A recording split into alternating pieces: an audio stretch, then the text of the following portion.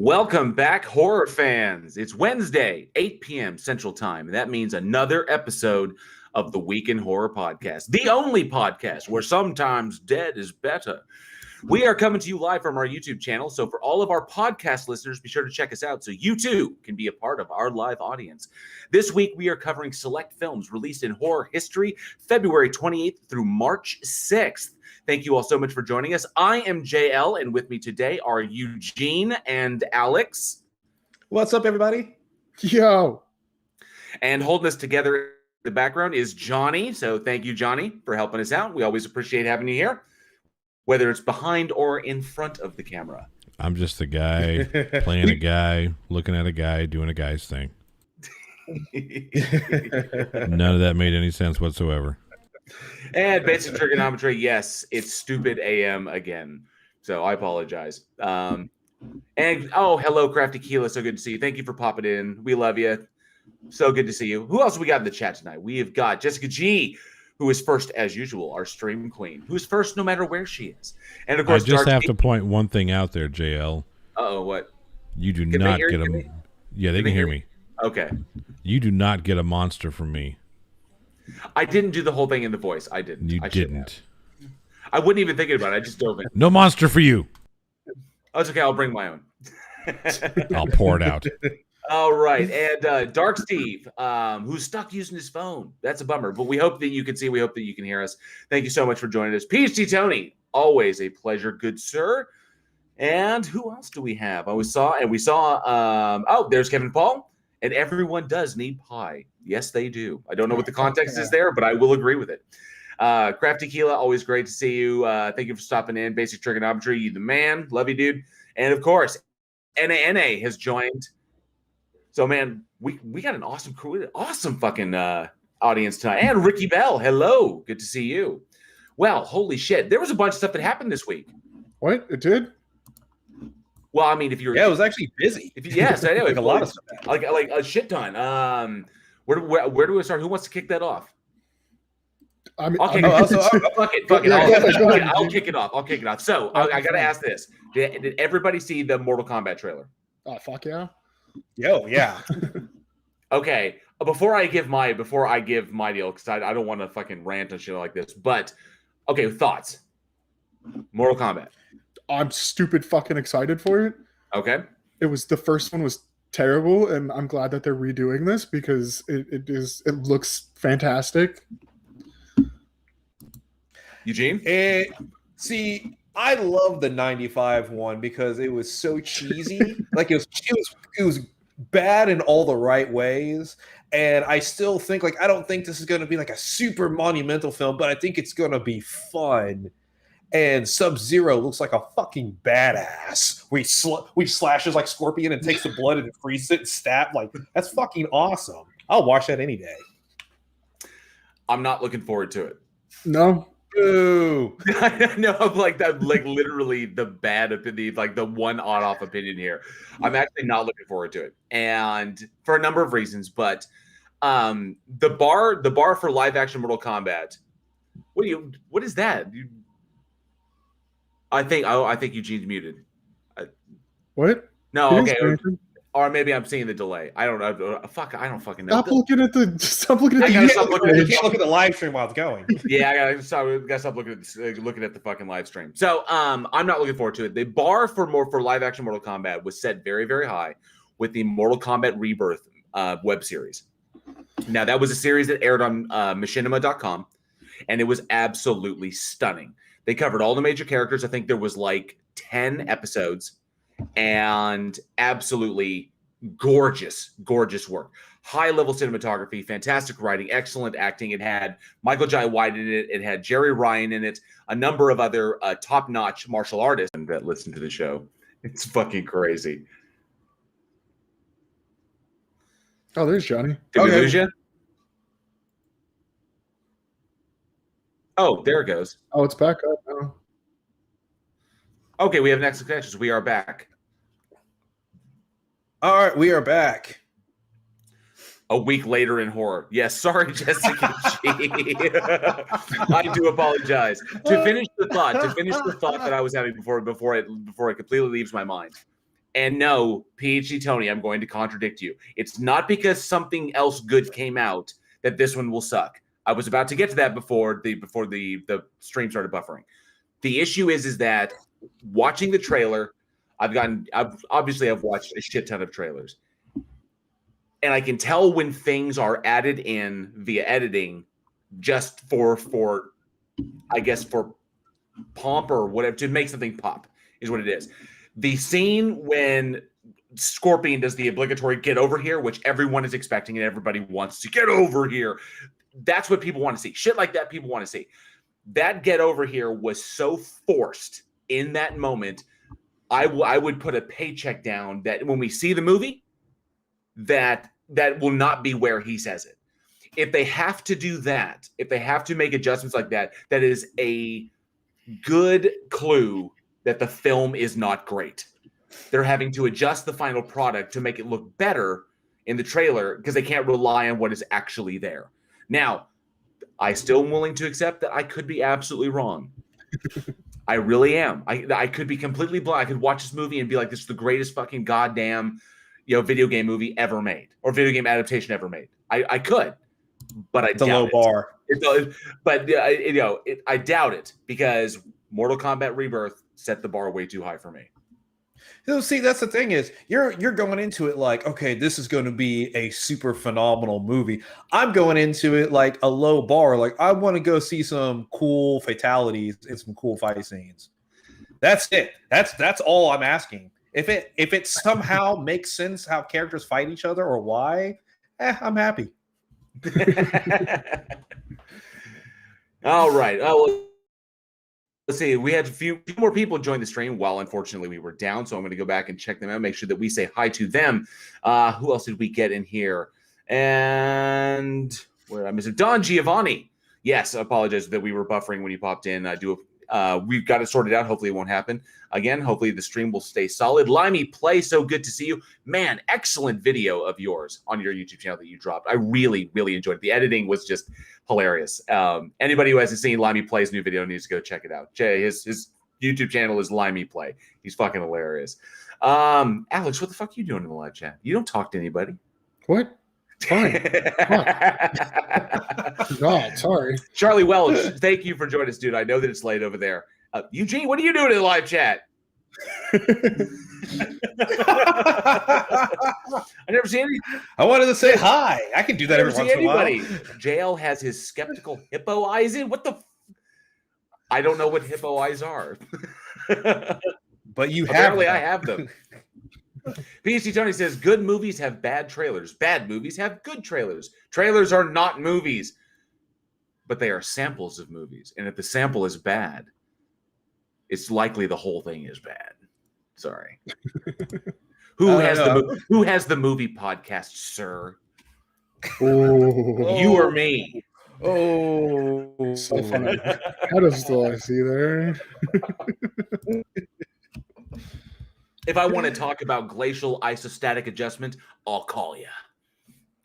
That's what PhD. That's what his PhD is, and he's absolutely brilliant mind in his field. But his field ain't movies.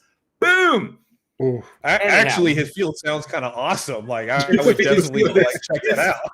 His field is actually pretty fucking cool. And if you haven't checked out PhD Tony's shit, it's really amazing stuff. And she goes over shit that was really complicated in school, but he makes it easily digestible for pretty much anybody. He does for the things he talks about, like Neil deGrasse Tyson does for astrophysics.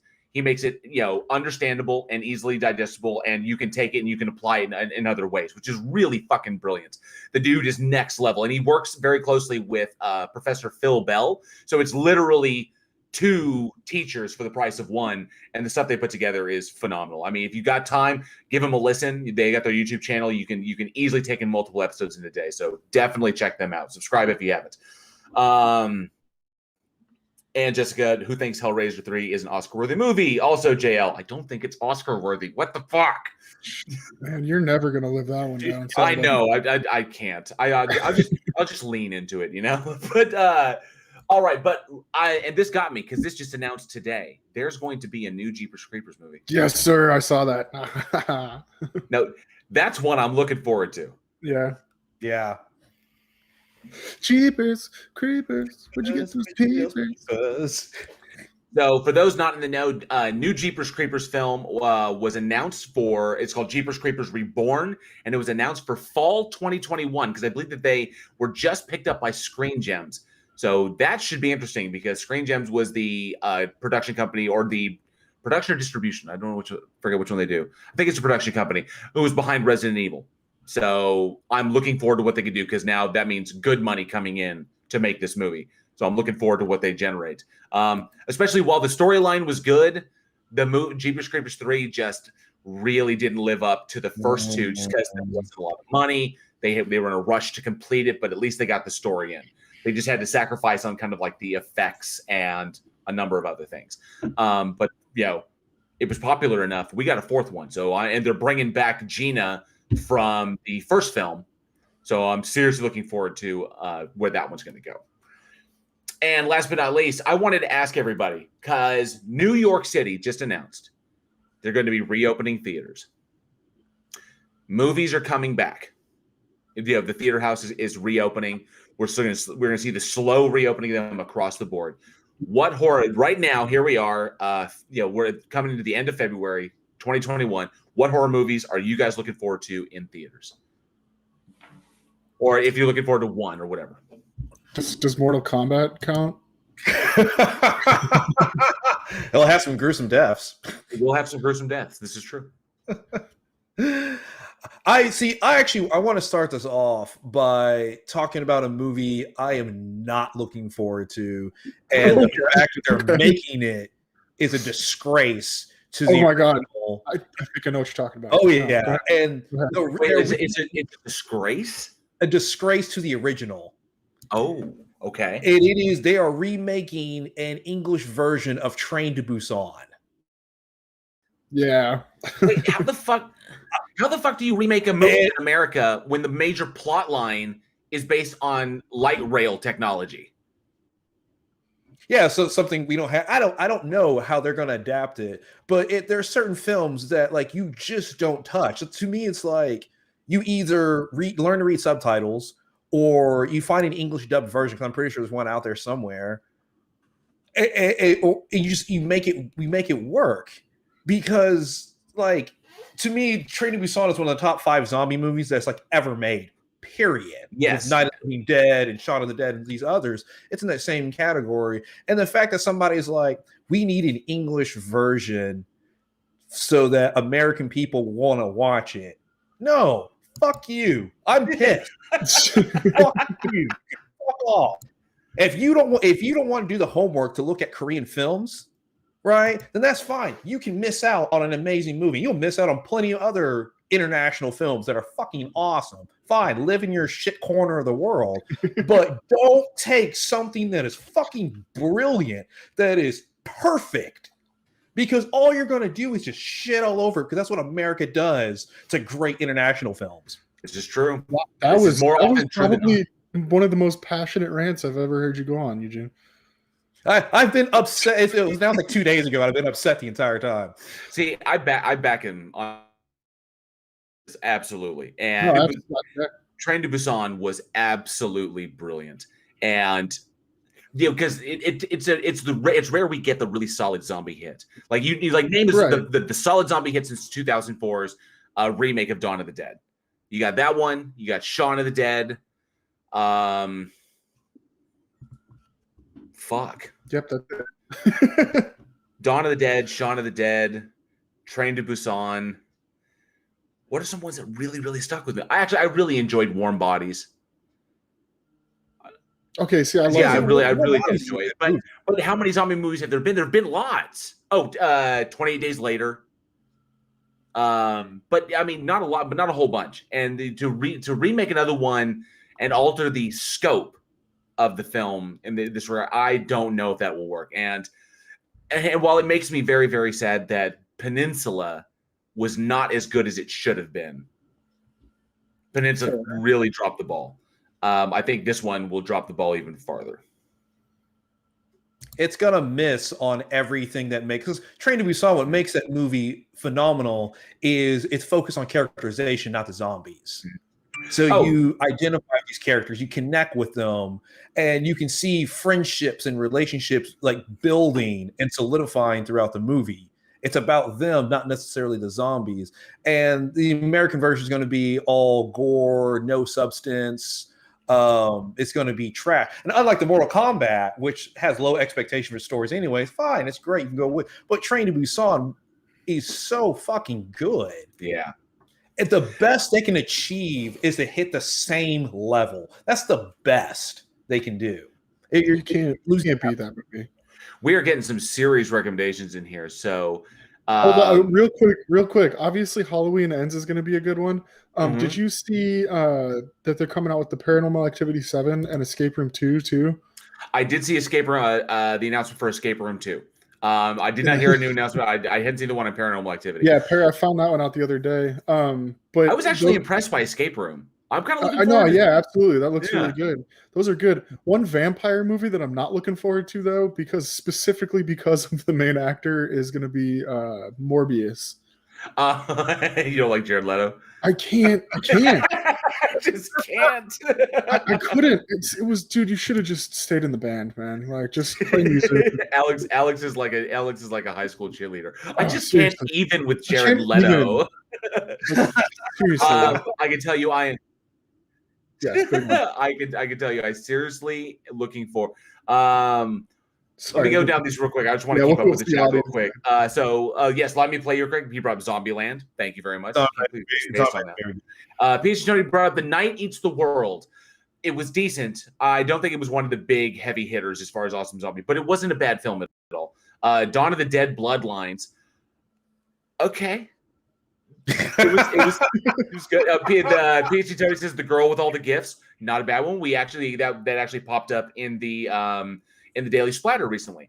It Stains the Sand Red was really, really good. A vicious movie. Yeah, that was directed by Colin Minahan, starring his girlfriend. Or are they married now? I can't remember, but that was a good one. You know, one zombie, one girl trying to run from through the desert. That was really, really good. And let me play the special effects in Train to Busan were magnificent. And Peach Tony also brought up Hostile. And let me play says Jared Leto is awesome. You heathen. No. He was awesome. He was awesome when he was playing music, absolutely. And you know what? The Joker thing didn't even ruin it for me. It's his fucking attitude on screen that really it just gets me. And I don't know. I can't. He has that same attitude live. I've seen him live. 30 Seconds to Mars. I've seen 30 Seconds to Mars live. I guess I was really young, so I didn't really have like much of an opinion except, oh my God, I'm at a concert. But it was, I don't know. I have a problem. He's not even like a terrible actor. That's the thing. It's just something about his demeanor throws me off. Basic trigonometry. What do you think JL stands for? It's Jared Leto. Well, that makes a lot of sense. Yes, I'm Jared Leto, actually. Anna says, JL Warren, I used to know the director of Escape Room, was very good friends with his sister. I think we need to have a chat about a future special guest. We're going to have to talk about something here. But yes. And yes, let me play. Definitely check out Train to Busan. You will not seriously, regret it. It's a long ass movie, but at the end of it, you're gonna have laughed, cried. It's incredible. Yeah, for sure. I can tell you, I'm still looking forward to Antlers. Yes. When that releases, yes. I am. The more I look into it, I am really looking forward to Spiral. Okay, see, I was just gonna bring up Spiral, but I didn't know if we had talked about it before. It looks like it's probably gonna be real, real good. It still blows my mind that Chris Rock is a big Saw fan. No, it's insane. Where does that come from? That is so fucking awesome. And the fact that he's like, I fucking love Saw. I'm going to produce a fucking Saw movie. I was like, fuck yes, dude. You do you. Live your fucking dream, man. And Sam Jackson's going to be in it. Sam Jackson's going to be in a goddamn Saw movie. Fuck it. Sam Jackson's going to be in a Chris Rock movie. Like, that's the whole part. He got eaten by a shark, and now he's going to get fucked up by a jigsaw acolyte. Yes, I am there. I am front row. Oh, and yeah, so I don't know if any of it I'm not looking forward to. I'm 50-50 on Tom. I'm 50-50 on Morbius. You know, because Jared Leto's played a vampire. It's like you couldn't. It's just like of course you would pick that role. It's just I don't know. I don't even know. Oh yeah. But I've seen him in All the Little Things. Okay, yeah. Him and Denzel. Yeah. And he was fucking amazing. I don't know. I'm so mixed on him right now. I guess I've never really talked about him out loud, so now all these feelings are swirling inside of me, and I'm like, I don't know what to do. I got Johnny in my ear telling me that he's in a vampire movie because he sucks, and then you're like, great. I don't know. Yes, Sam. Yeah, yes, N-A. You know the black guy in every movie? That's Sam Jackson. So yeah, Sam Jackson is in everything. So, but oh man, but a whole bunch of really cool shit coming up. And since movie theaters are opening back up, I hope we all get to see a bunch of them, and nobody, I hope we avoid the plague out there. But it's freaking awesome that movies are coming back to the houses. I don't want to see them go away. I'm just glad that it's not just a list of like virus movies. I was really afraid that that's what it was going to be for the next year, and it's like no, like Ebola Rex. Seriously, like I mean, there's a couple of them. Like the Morbius movie is going to be like he's a biochemist that is trying to cure his own blood disease, and then ends up giving himself vampirism, and he gets it from bats. Yeah, yeah. I see what you did, Marvel. I'm sorry, that just reminded me. You said bats. I'm rewatching Supernatural for the 15th time, and there's the Luck episode where they find the rabbit's foot, and Dean throws a controller at the dude's head, and he looks at Sam and he goes, "I am Batman." It's when he threw the pen and it jammed the gun barrel with the pen first, and then he throws the remote, and that's when he says, "I am Batman." Yeah. Oh, just stupid Lucky. I'm Batman. I'm Batman. All right. So before we get started, I have one thing. I did not discuss this with you beforehand, and I don't apologize at all. But I talked about the birthday thing last week, and with this week working, and there's a house got caught on fire yesterday. I haven't had 3 seconds to do anything. But what I did do was set up a email account that you can email if you want to get put into a little birthday giveaway, I guess, if you will. Go ahead and send me your name. If you feel comfortable, you can send the address to this email and your birthday to wihfam wihfam@gmail.com, and I will get a birthday list started. I will put a link on our website to go that you can go click and just put your information in there. But for right now, we get the list started, wihfam@gmail.com. Okay, awesome. Go ahead, sign up. All right, well, yes. As Alex likes to say, we are here to talk about fucking horror movies. So, Eugene, what do we have up first? All right. We have... I can pull up my notes. There we go. Hold on, I can pull up Discord. We have all movie. Yeah, we have a movie that came out, released by some people at some time, where other people died in it. It got real. It got real. Got real. It is called House. That was released February 28th, 1986. It was directed by Steve Miner, and it stars William Kett, George Wendell? Close enough. All right. Richard Mole, and Kay Lenz.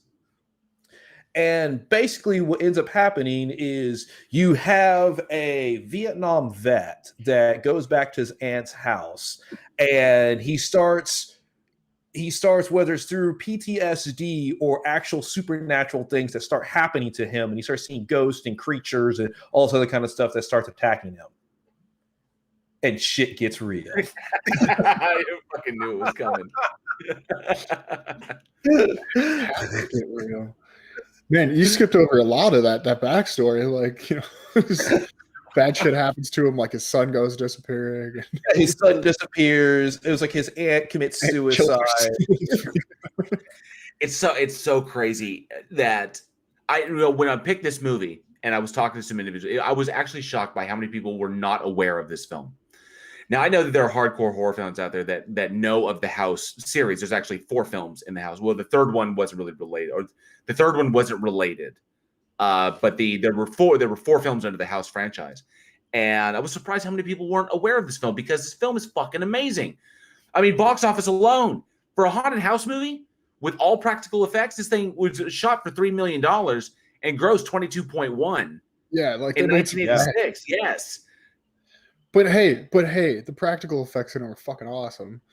And the fact that okay, so you say this wasn't well known, but there's like other movies, and I was trying to think off the top of my head, but I can't. But there's like a lot of other movies and even episodes and some TV shows that play off of this story. And I can't, for the life of me, remember. It might have been, I don't know, House on Haunted Hill that had an episode that kind of hinted towards this movie as well. With the author, and I can't, might have been, I don't remember. But yeah, no, it's all over the place. I mean, you've seen things that relate to this movie outside of this movie, even if you haven't seen the movie. It's one of those. It's one of those gems that it probably got lost in the shuffle. Like, yeah, it was very successful. We have a couple sequels, but after a while, time kind of passes and we start thinking of other films, because this was a film that I wasn't really aware of until we started talking about it for the podcast. And the practical effects are fucking amazing. Fucking Ben. Yes. Coming out, and the thing is like, I originally thought that it was like a guy in a suit, but it was actually a puppet that required 15 operators to operate.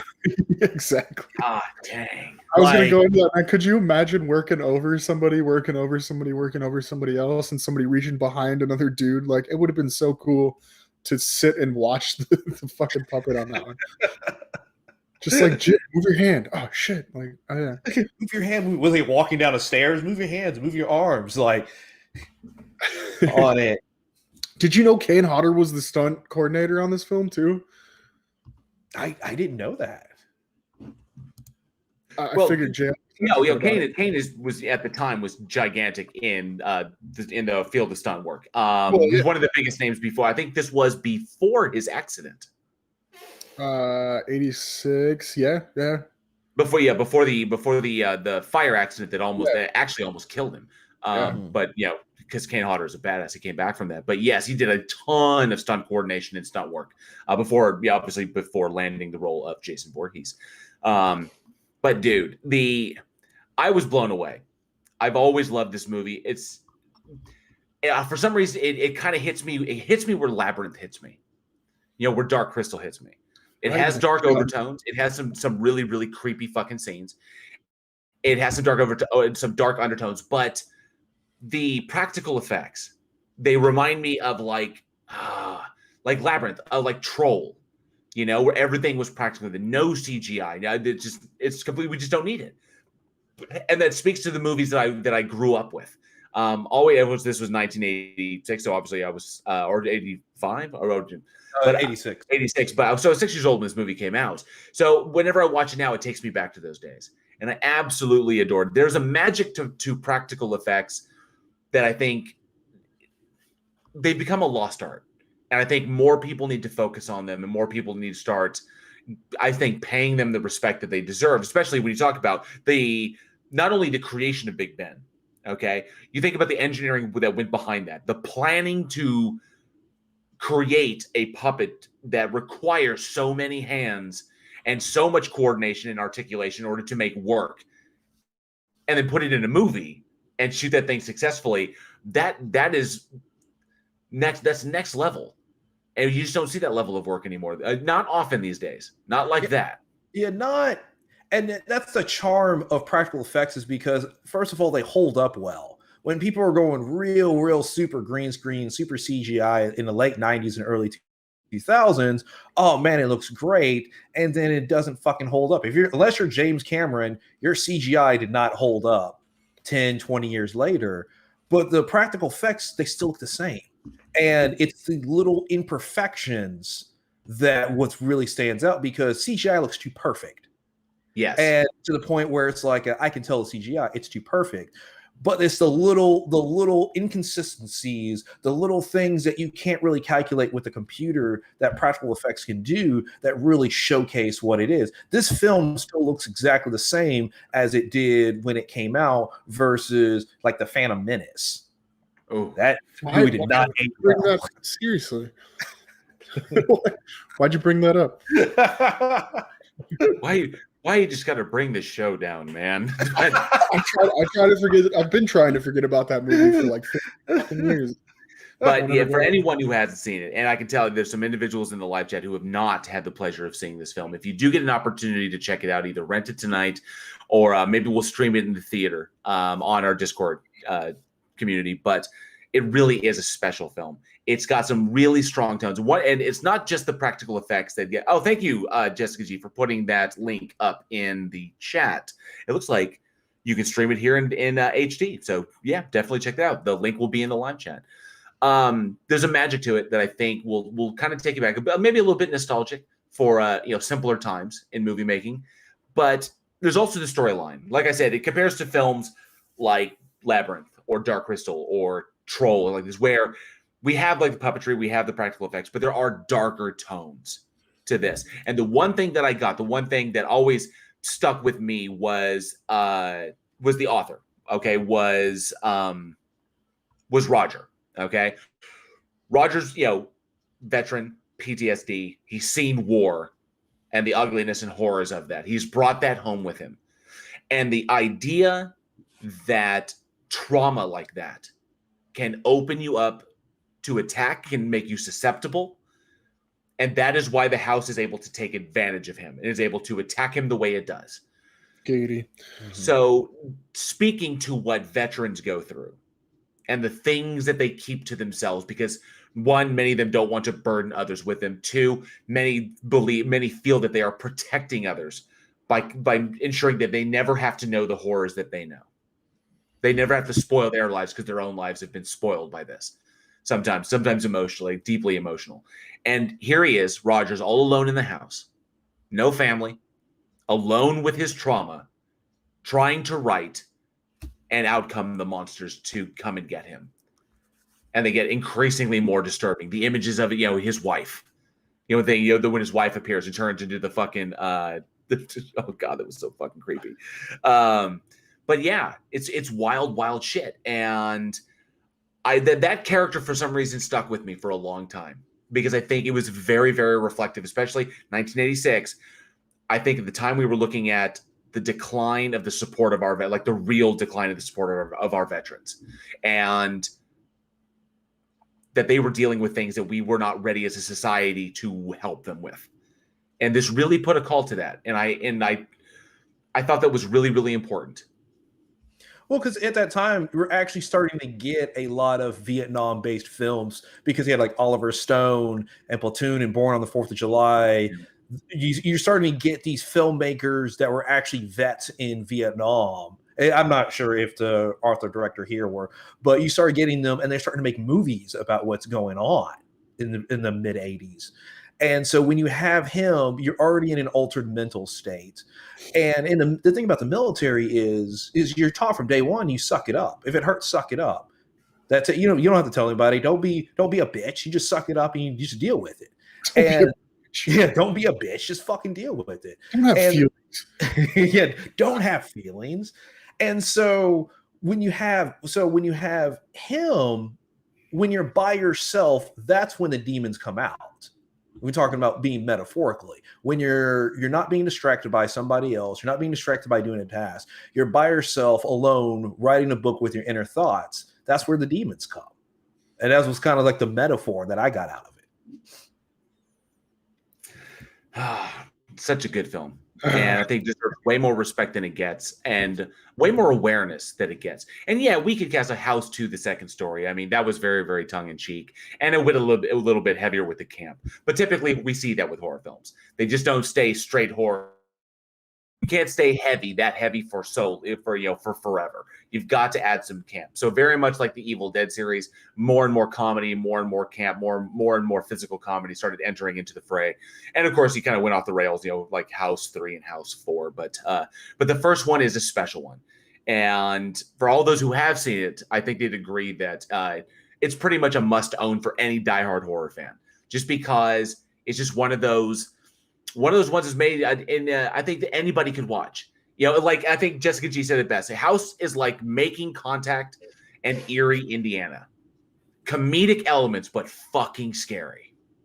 Yeah. Can I just say how slow I am right now? It took me until about a minute and a half ago to realize that Soma was Jessica G. Oh, yeah. She changed. She changed her name quite a I bit. kept seeing Jessica G, and then I was like, no, Soma just posted the link, but I wasn't going to say anything out loud because I had a feeling that I was going to make myself look like an idiot, which I'm really good at. I'm getting better at not doing it. But then I scrolled up to the top, and I was like, oh, okay, yeah, no, that clicks. All right. Man Devil, good to see you. Thank you for joining us. In there. And Don Giovanni, yep. But yes, her picture is always the same. Now she's going to change her picture just to fuck with everybody. But that's her image, though.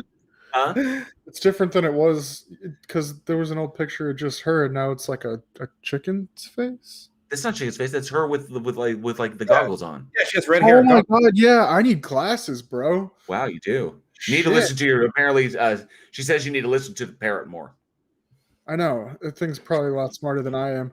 I'm like looking at this picture, and I just leaned in, and I see her face now because it's so small on my computer, and the goggles from where I'm sitting just look like big eyes, and so I had a rough week, dude. Oh man. So one thing that should be said about this film is that it opened February 1986, grossed 5.9 million in its opening weekend, and it was beaten for first place at the box office by one film. Fucking Pretty in Pink. Of course it was. Of course. That fucking movie exists. Fucking John Hughes. Fucking John Hughes. Fucking Molly Ringwald. Molly Ringwald. Definitely an absolutely amazing film. The story behind what they did with the house, because the house that they used was actually out on Melrose Avenue in Monrovia, California, and it's very similar to the stuff that you do, Alex, for your day job. The construction project that they did, they completely redesigned the exterior of the house with a faux facade, created the walkway in front. That was actually like the walkway was fake. The original house does not have that walkway, so they had to fake a walkway for it. But that takes time. You got to dig the area, you got to lay concrete, you got to wet lead. They didn't have that kind of time, so it was fucking cardboard. No shit. I shit you not, dude. Hey, if it works, it was cardboard painted to look like concrete.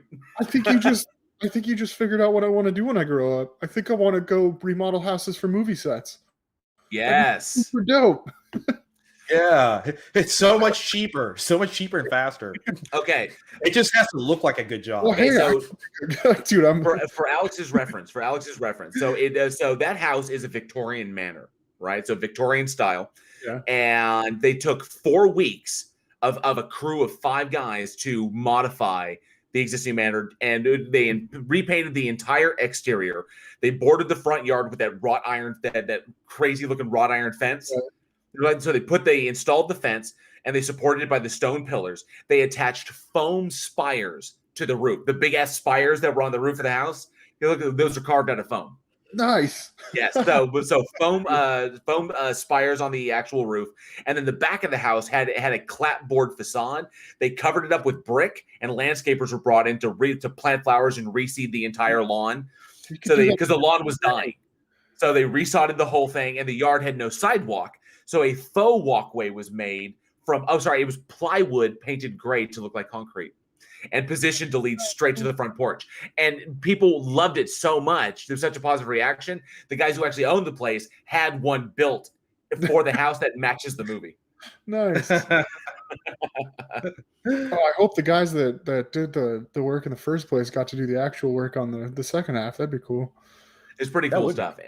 And I think it would be a lot of fun to work that kind of construction because this is not a house that's going to sell. So you can do whatever the fuck you want, just to make it fucking scary, and you're going to make it scary. Dude, I go into houses all the time, and I'm like, this should be this way, this should be that way. I'm gonna have to look into this. Do they shoot a lot of movies in Dallas? Unfortunately, not a lot in Texas because our tax incentives are absolute crap. But lots in Louisiana and lots in New Mexico. Dude, I love they are filming a big Hollywood movie here in March, starring Anna Paquin and Dennis Quaid. Anna Paquin and Dennis Quaid are going to be in Dallas? Yeah, they're going to be in Dallas in March. Go get them. Go get them, Alex. My favorite. Yeah, it's a football movie about Kurt Warner. Oh, okay. Hey, football. Yeah. Sorry, I just got really. All right, I'm let's like, see here. I'm gonna go put this stormtrooper helmet on. Is that? See, Jessica G, fucking Kristen Stewart. For anybody follow the show, that is an old joke, but an awesome joke from our underwater episode. And she has a question for the panel: what has more personality, Kristen Stewart or a cardboard cutout of Kristen Stewart? Well, I can at least tell what a cardboard cutout was thinking. I actually think the cardboard cutout has actually more use than Kristen Stewart, because at least it's made of cardboard and I can do other things with it. I'm gonna get out by Man Devil. I'm sorry, dude. I can toss in fire and keep me warm. I could also like put it in any movie to fill in the space where I need an extra and I don't have an extra. Man Devil says only a Spielberg movie could outgross a John Hughes movie in the 80s, and that is goddamn right. That is fucking true.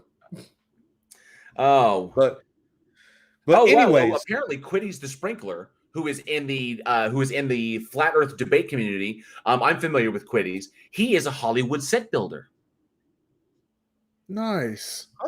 So Alec, I would love to get some input. Yes, I think we need to chat with this. We need to get Quiddy's on the show. Yeah, I think so. Working in the industry, I will talk to him. I have mutual friends with Quiddy, so we will look forward to possibly having Quiddy's on the show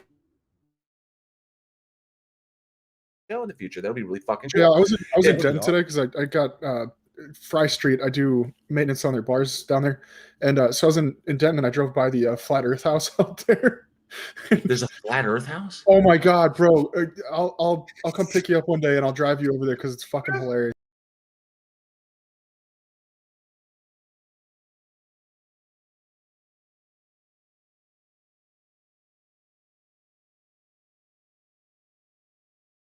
Okay, we did have a little hiccup. Can everybody see us? Or can everybody hear us, at least? Raise your hand if you can see us.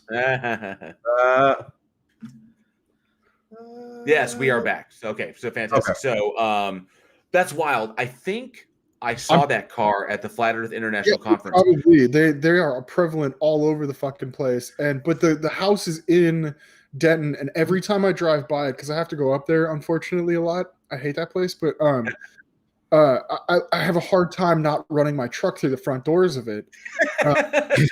Because seriously, honestly, like the cops would be like, well, I understand, you know, and then it's just they have signs outside. They've got like the COVID is a scam, take off the mask. But forever, just to give some context, for anybody who's been following the show long enough, back in season 1, episode 9, I personally went out to the Flat Earth International Conference.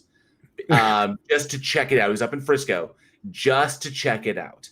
Yeah. I wanted to see what these people were about. I wanted to interact with them.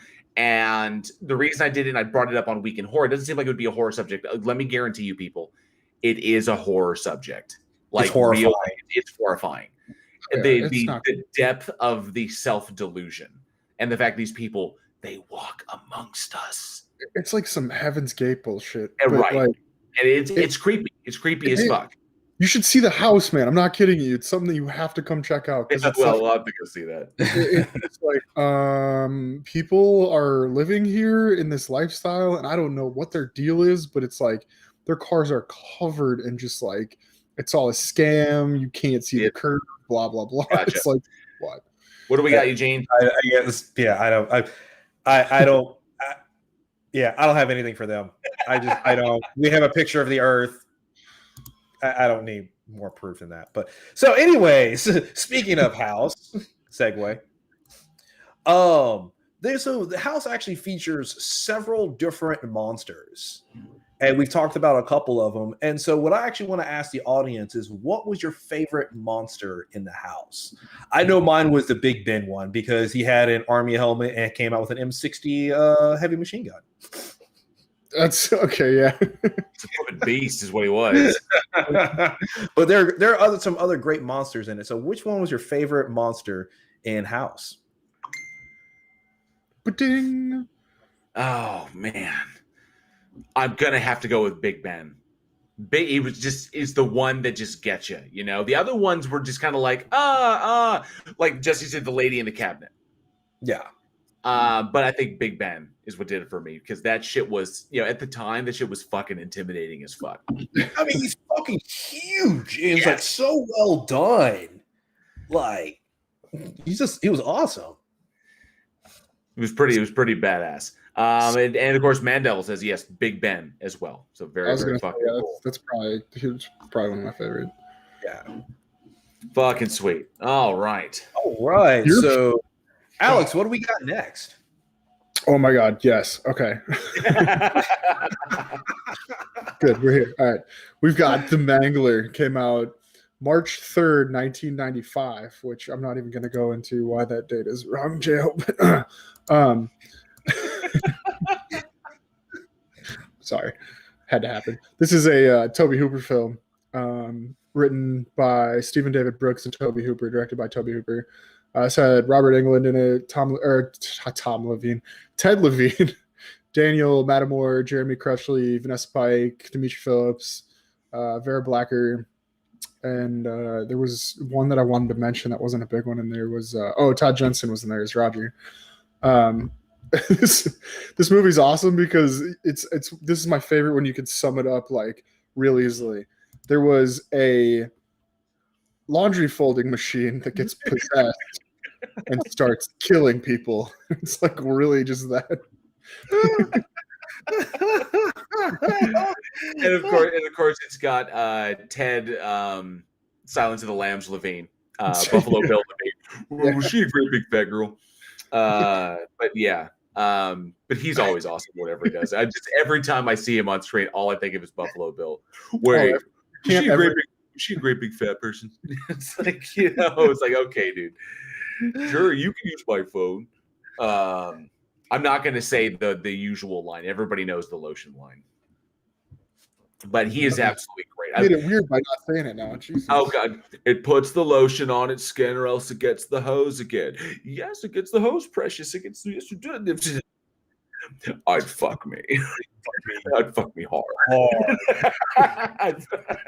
Okay, now it's getting fucking weird. All right, now it's weird. All right. Oh shit! But it's such a brain fuck because he was on Monk with Tony Shalhoub. We go over this like every time he gets brought up. Every time I hear him talk, I'm like, wait a minute, aren't you a scary person? Oh, but he's fucking great. This fucking movie, man. I really enjoyed going back and watching it. It's a guilty pleasure. But I cannot, and I wanted us to talk about it because we haven't talked about it before. The Stephen King trope of evil inanimate objects. We have not addressed it. We've never talked about it. Whereas, like, Stephen King looks at like something on his desk and says, "What if it were evil?" What if the laundry machine was evil? And then we get that's what it is. He'll be driving down the street. I've read it like. He's mentioned this before. He'll be driving down the street. It's not like he sees something that makes him think of it. It just pops into his head. So it's not like looking at the table and seeing something and be like, what if it's evil? He'll just be like minding his own fucking business and he'll be like, oh, but what about like a killer baseball? It's just so random that that makes it so much better.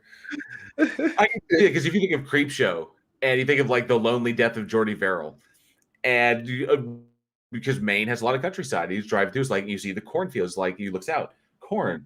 What if the corn were evil? What if the corn kills people? And then then we have evil plants that are spreading across the globe, devouring everything. But there you go, Man Devil. Trucks, Christine, the flying, the vending machine that shot the coke cans. It was such ferocity that it gave that dude a depressed skull fracture. That was fucking great. But yeah. He wrote a story about a pair of chattering teeth that eats people. There was that monkey who the fucking the clapping with the cymbals. Yeah, I can't remember what they call those, but skeleton key, right? Do what? Skeleton key. Oh yeah. Skeleton Crew. That's the name of the short stories. Yeah, Skeleton Crew. Yeah, Skeleton Crew. Was the collected short stories, but every time the cymbals clapped, something died. Yeah, is what it was. think I read. I don't think I was that a movie. I think I read the book. I don't think Monkey Shines was related, but in this one, basically, the guy finds the monkey, and the monkey doesn't work. But every once in a while, the monkey's arms would come out and it would clap the cymbals one time. Yeah. And when it hit, something would die. And then, but every time they clapped, something would die, and it would be much grander in scale. Right. So, like, the first time, a fly died. The second time, a plant died. You know, and so on and so forth and blah, blah, until eventually he takes the fucking monkey and he dumps it in the fucking ocean. And then, like, millions of fish wash up dead on shore. Dumbass. And that's the last we hear of the monkey. Movie, Jesus.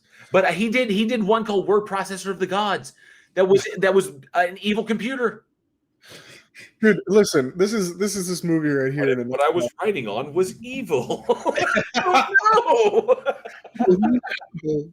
No, this is like a plot keyword in this. If you wanted to like pull this movie up without typing the name in, a plot keyword for this movie is antacid. That's how ridiculous this. Yes. This is. Yeah. I mean, totally. It's a straight laundry machine that just kills people. That's for some reason people keep tripping into it.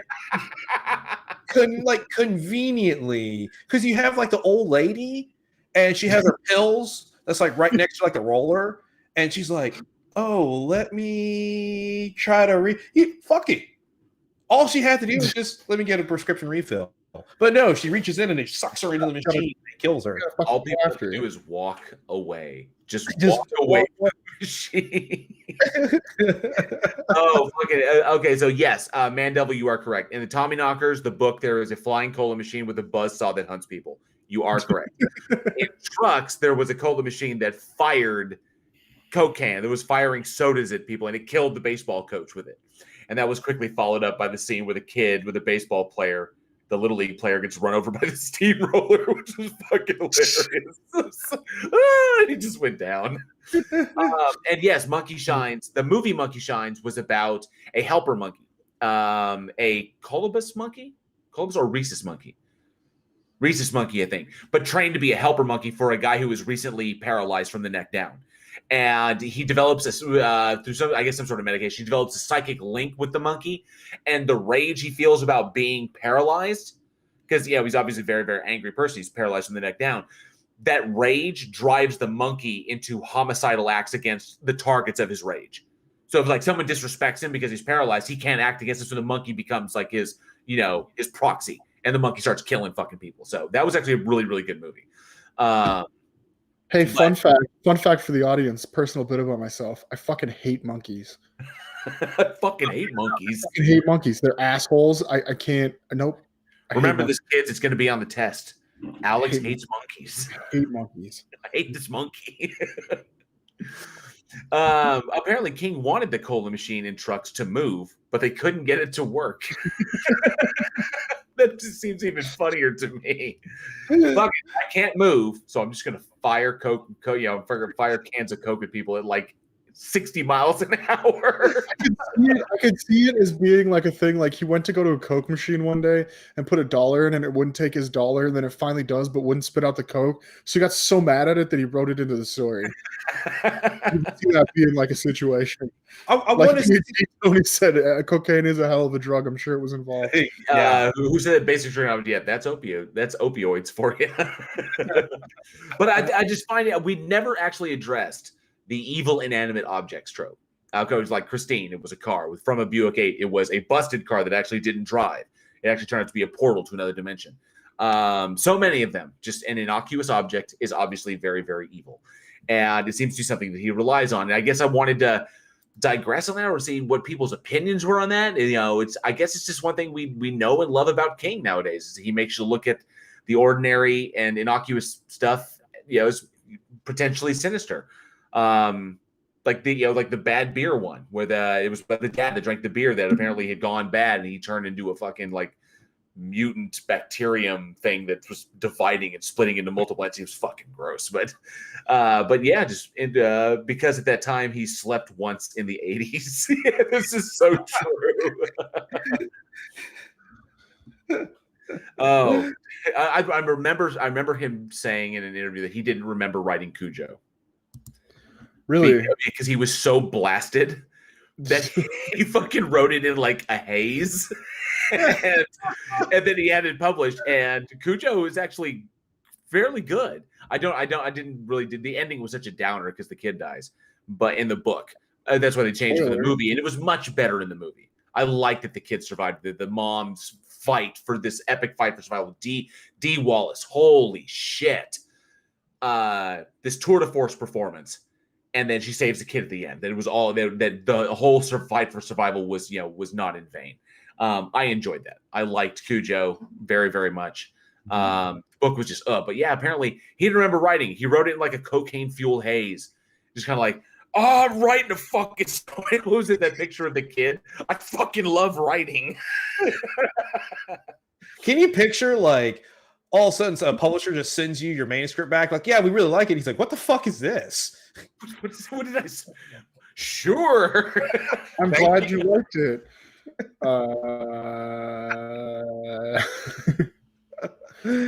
Oh, so it's absolutely weird. But I mean, it's something I've come to love. One thing I've taken from King is how powerfully he describes things. Is so you can get a very, very clear image of what is going on in the moment in that book and in his books. And I like it. It doesn't always translate to film, but sometimes it does. In Christine, it did. In Cujo, it did. So, many other ones I can say were really excellent. Some of them not so much. We're actually going to talk about one of them later on today or later on in this episode. But yeah. And this, unfortunately, because it's the evil laundry machine. I can't believe the words are coming out of my mouth. The Mangler is often forgotten, but I think this movie does deserve some love because it is a faithful adaptation, and it's pretty much classic King. It is because I mean, right off the bat, you got it's directed by Tobe Hooper. It stars Robert Englund in it, and so I love in the trailers like the three masters of horror that come together, and it actually has some pretty fucking sweet kills in it. Like it really does. It's a fun movie. Oh, it's a fun movie overall. For being a stationary inanimate object, yeah, there's some for a laundry machine, it can really fuck up some people. Yeah. On it. But a lot of times when people think of horror movies, this especially Stephen King adaptation, this one really gets lost in the shuffle. Like it's really I don't know. Let's see, it came out in 95. I don't know, maybe it's just other bigger movies came out at the time, but it was something that just really kind of got lost because I didn't even hear the movie till recently on it. And that's a shame because for what it is, I mean, come on, it's Robert Englund, Ted Levine, for what it is, and it's an adaptation of a King short story. So why not? And then, but it doesn't get the love that I think other ones do. Maybe, and it was directed by fucking Tobe Hooper. Yeah. No, this was an all-around great fucking film. It was great. It's obviously not one of the best ones, but it's not the worst. That's obviously Maximum Overdrive. Obviously. If we're gonna go there, yes. With fucking stilted Emilio Estevez, whose acting is like it is the stilts. It was just terrible. The only good about that thing was the fucking goblin truck. Okay, when the kid gets run over by the fucking steamroller, that shit was fucking hilarious because the kid makes a noise and it is just so good. Oh, it's so fucking great. And I mean, there were some moments that were decent, like the kid getting run over by the steamroller. Just the fact that he couldn't outrun a steamroller. It's a fucking. Actually, I don't think it was. I think it was like an asphalt roller.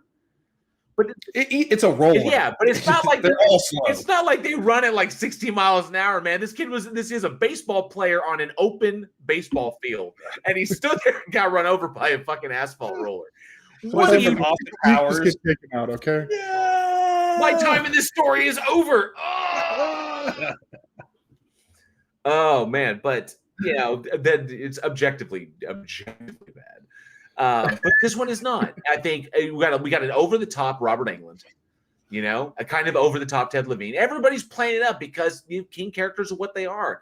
I thought it was a very faithful adaptation. I thought Tobe Hooper did a really good job at bringing it to life, putting it on screen. I know that King wasn't very proud of it, but I think it deserves a look back, and people really shouldn't forget it. No, absolutely. I guess we can cut to the audience on this because I'm interested. What director should handle King next? We've seen so many. I guess the most recent? Well, there was some on Netflix, but like the big one was Doctor Sleep that I saw. Was Oh fantastic. yes, It was great. who was that? Mike Flanagan. Yeah, and that's when we first talked about it because I think I had seen that before you guys had seen it, and I was like, "You gotta fucking see this movie! It's fantastic." It blew my mind. It I was think so that fucking was- good. I don't even know.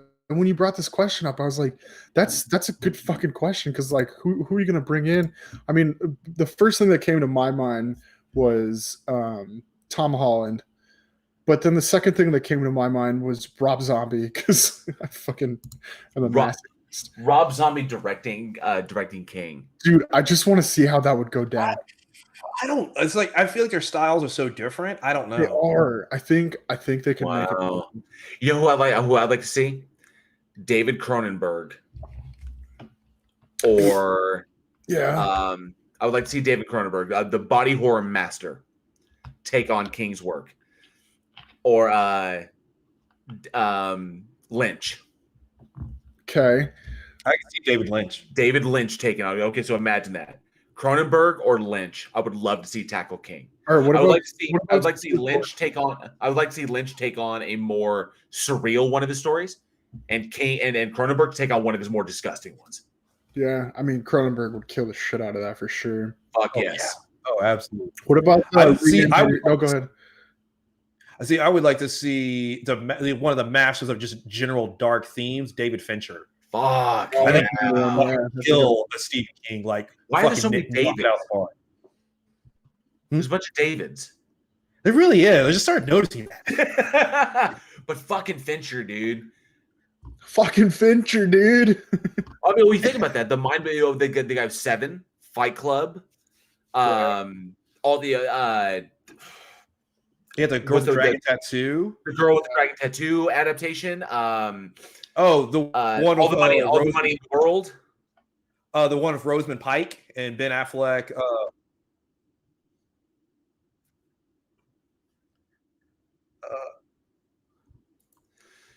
And Johnny brings up Ari Aster. Yes, were they able to hear you? I think Ari Aster. I can never tell if they can hear. But Ari Aster would be good. What about Fede Alvarez? Yeah, I mean, yeah, that's another name that popped up, but I don't know if their styles would mesh very well on that. Well, Fede Alvarez was, behind Evil Dead and Don't Breathe. Right. I don't know. Maybe, yeah. I mean, seriously, honestly, though, any of these big names that we're bringing up would be fucking fantastic. Plothole says, Johnny says Rob Zombie couldn't direct Traffic. I know. That's why I wanted to try to direct a King movie. And yes, Mike Flanagan directed Gerald's Game. You are correct, Johnny. Thank you. Appreciate that. Yes. Go ahead. Thank you, Gone Girl. Yes. No, I was like, thank you, Gone Girl. Like Gone that was Girl. the one I was thinking about with Rosamund Pike and Ben Affleck. Oh, holy shit. M. Night Shyamalan. Good to see you, Commander Darklight. I saw that you popped in earlier. I wasn't able to say hi, but thank you. Another one of our fantastic patrons. M. Night Shyamalan? I always say M. Night Shyamalan Ding Dong. Ding Dong. But M. Night Shyamalan tackling Stephen King. That's kind of like Yue Boll tackling Hideo Kojima. because Yue Boll wanted to do a Metal Gear Solid film. He wanted to adapt Metal Gear Solid, and Hideo Kojima literally said, "Go fuck yourself." Yeah. Yeah. You can't fuck up that story. So. Who you gonna have play Snake, huh? Oh, Mandevil says for Nolan to sign on for the entire Dark Tower series, or makes another movie like Tenet. Ouch. But also, I get it. I fucking love our live chat. These people are amazing. Oh, they're so fucking cool. Oh, so a lot of great directors. He himself. They fucking kill me, dude. I fucking love our live audience, and I hope for anybody out there listening via the podcast, we do hope you come and check out our YouTube channel, man. Come and join the live chat. You will laugh your ass off. All of this comedy should not be just for us. You guys need to come and be a part of the show. Jump in there, interact with us. Get some Jessica G hate, man, because you ain't lived till you've tasted the hate from Jessica G. Exactly. Just have David Hayter play Snake, or the guy Snake is based off Michael Biehn from his role in Terminator. David Hayter. David. Bill? I'm trying to imagine that. Oh. I don't know. I'm going to have to roll that one around. I am. But a lot of great directors mentioned. And I'll tell you, Ryan Johnson, go fuck himself. Knives Out wasn't bad, though. But Ryan Johnson, go fuck himself. Knives Out was great, but Ryan Johnson go fuck. Yeah, no, that's all right. He voiced Snake, didn't he? Did he? I don't know. I'm lost. Wait, who? Oh. I couldn't tell if they were talking about Hader or Johnson there. PhD Tony. Yeah, I don't know. But Jail. Yes, sir. Let's get into the weird. Yes, we're actually going to get to a really, really awesome one. We're going to go back in time just a little bit to March 4th, 1975, and the Trilogy of Terror. The Trilogy of Terror was a made-for-TV film directed by Dan Curtis and written by Richard Matheson and William F. Nolan. Yes, Richard Matheson, the author behind I Am Legend, among other legendary books. Starring Karen Black, Robert Burton, John Carlin, and George Gaines. This film was a tour de force performance by Karen Black. The plot summary, it's a trilogy of stories, and Karen Black plays the primary character in every single one of them. In the first one, she is a school teacher, a hot school teacher, who takes revenge on the idiot young boys that try to take advantage of her.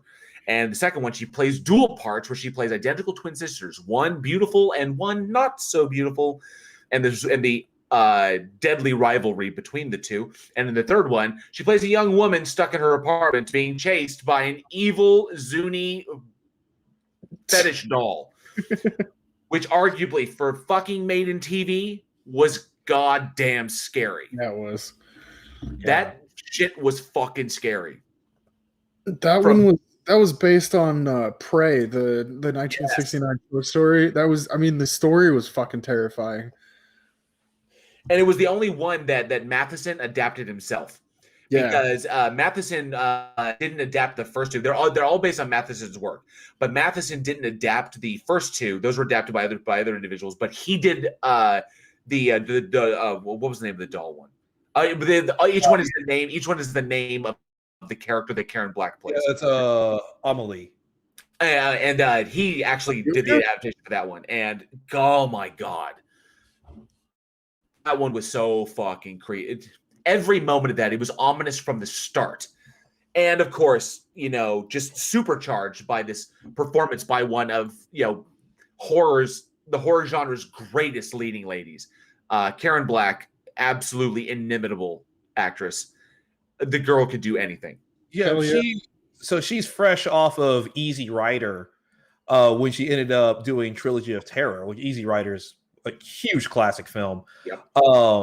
And then her going into this, and this was actually her, I think it's her boyfriend or husband at the time, his idea for her to play multiple roles.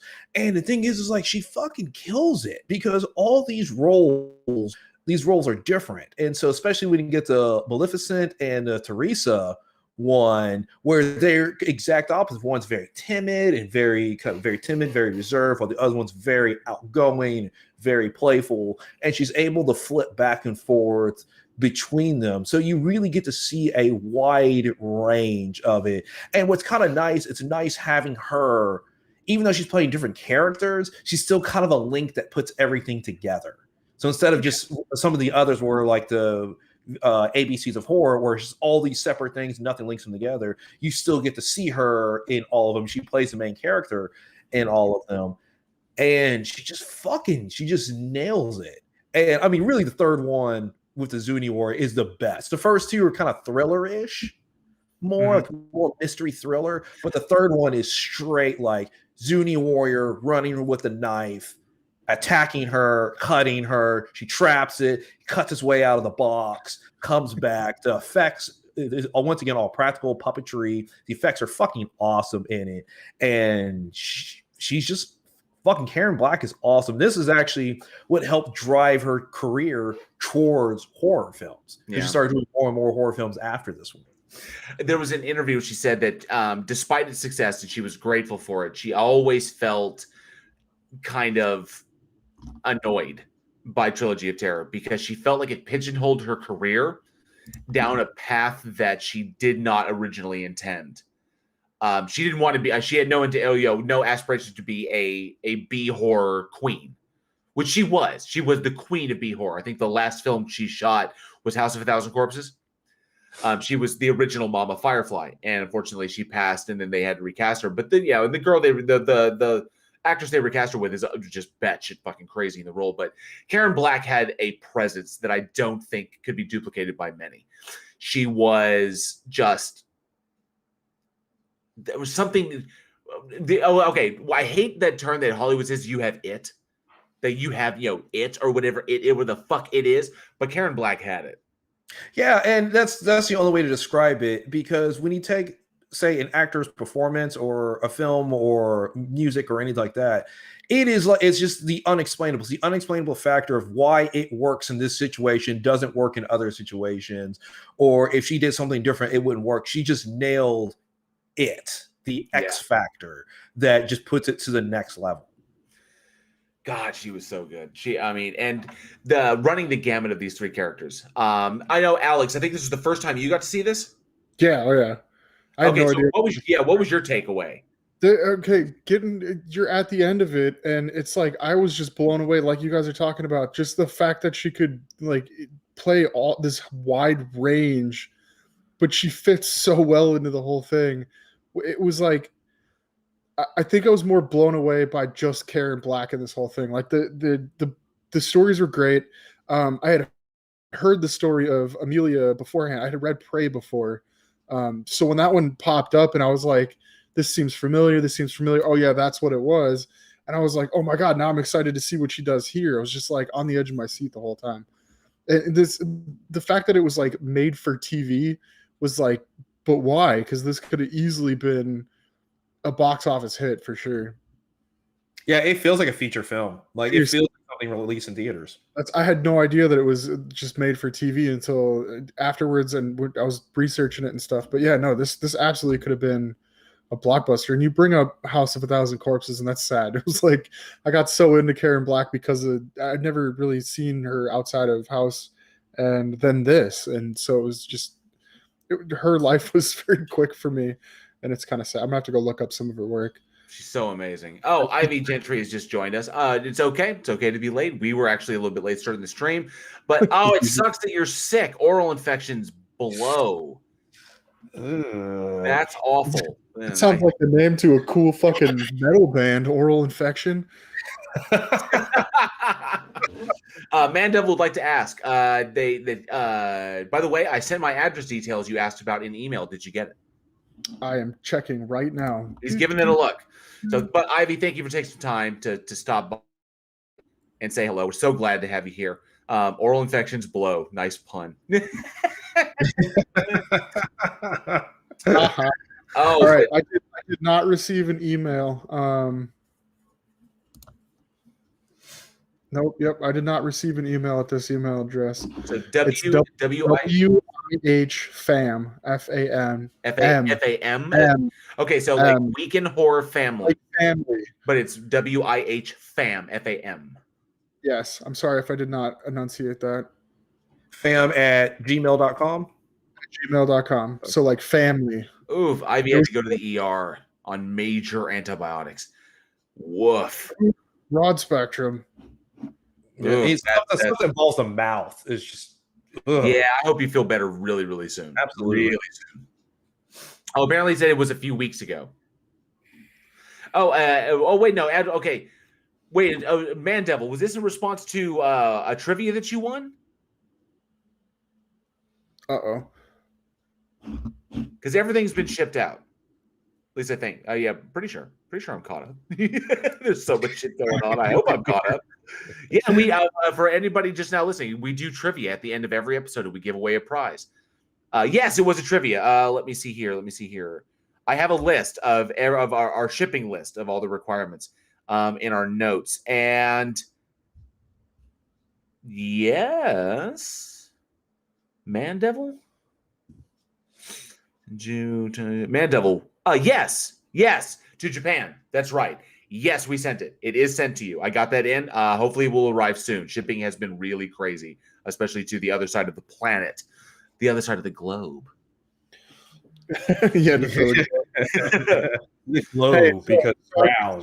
Just throw it in there. But yes, it was okay. It was in Japan. Their addresses are fucking weird. And so I was trying to put the address in. It was like, this doesn't make any sense at all. Like, what is going on? I don't think I'm reading this right. So I had to get clarification. If I were writing this like in the States, how would I write this? He's like, well, you wouldn't, because it's Japan. But Fair enough. Let me go ahead and tell you how you should put it. I was like, oh, thank you so much. Because I was going to send it to like a fucking island somewhere in the Pacific Theater. I wasn't sure. They airdrop it in the jungle somewhere. Some dude in Cambodia is going to be like, oh, what is it? Ooh, me rich now. Yes. Man Devil, seriously, send pictures of it when you get it up. That'd be awesome. And Man Devil's correct. Japan is literally where the streets have no name because they don't have street names there. Which is something new I learned when trying to put his address into the ship. That's good to know. Okay. Oh, but yeah, we did get that sent to you, Man Devil. Let us know when it arrives. Shoot us a picture. We'd love to see it. But going back to it, Karen Black was absolutely amazing. Okay, remind me. I totally spaced on the name. There was a horror film where she and her husband buy a house. And the house is dilapidated, needs work like that. But then the house starts like repairing itself and draining the life essence of the family. And she was the wife. It was an English movie. Oh, fuck. It sounds familiar. I can't remember the name of it. But that was an excellent one as well. I'm spacing on the name right now. I've got so much shit going on in front of me. I literally spaced on the name. I keep thinking Burning. I'm looking. But I'm not sure. Oh man, that sounds like a much better version of the Money Pit. True, and not as funny. But Karen Black played the Burnt Offering. That was it. Okay. Burning. There you go. So yeah, Burnt Offering. That movie was fucking amazing. Because it's like, okay, so they move into the house, and the house is dilapidated, it's falling apart. They're intending to fix it up, but everyone starts taking on like these weird roles in the house, and people become obsessed with shit. Like the wife becomes obsessed with like the aesthetics of the house, and she keeps trying to spruce the house up in different ways. But the house starts getting better in appearance and starts improving itself because it's slowly draining the life forces of everyone that's living in it. I mean, that just sounds like being a homeowner in general. Yeah, that's just it's just the homeowner experience is what it is. It's just draining the fucking life out of you. But really, really good stuff. But I wanted to touch on the fact that this would, as scary as it was, this Trilogy of Terror was fucking scary. Obviously the first one, this is a woman who's a serial killer. She preys on, the students that try to take advantage of her. Second one is just really fucking creepy. Just the way that those two girls, the two characters, the way that Karen Black played off of herself in the dual role is fucking awesome. But of course, the Zuni doll one was scary as fuck. Yeah, but Amelia, this was made for TV, which means none of the stuff that you see in horror that typically makes horror what it is, especially in the 70s. None of this stuff was in this. There was no tits. There wasn't a shit ton of gore. No language. None of that. And yet we got one of the scariest little films ever to hit the small screen. So I kind of wanted to touch on that, kind of a little off subject, but when we started talking about this made for TV stuff, there was an incident with one of my daughters. She was like, I watched this scary show and now I've got these bad dreams or whatever. And so like I was looking through her play history because the Netflix that she can watch is only like the kids account and everything. I'm like, what did you get into? And so I'm looking at it, and there is now I can't remember the name of it, but it's called like Creeped Out or something like that you can get on the children's Netflix, and it's like horror for kids.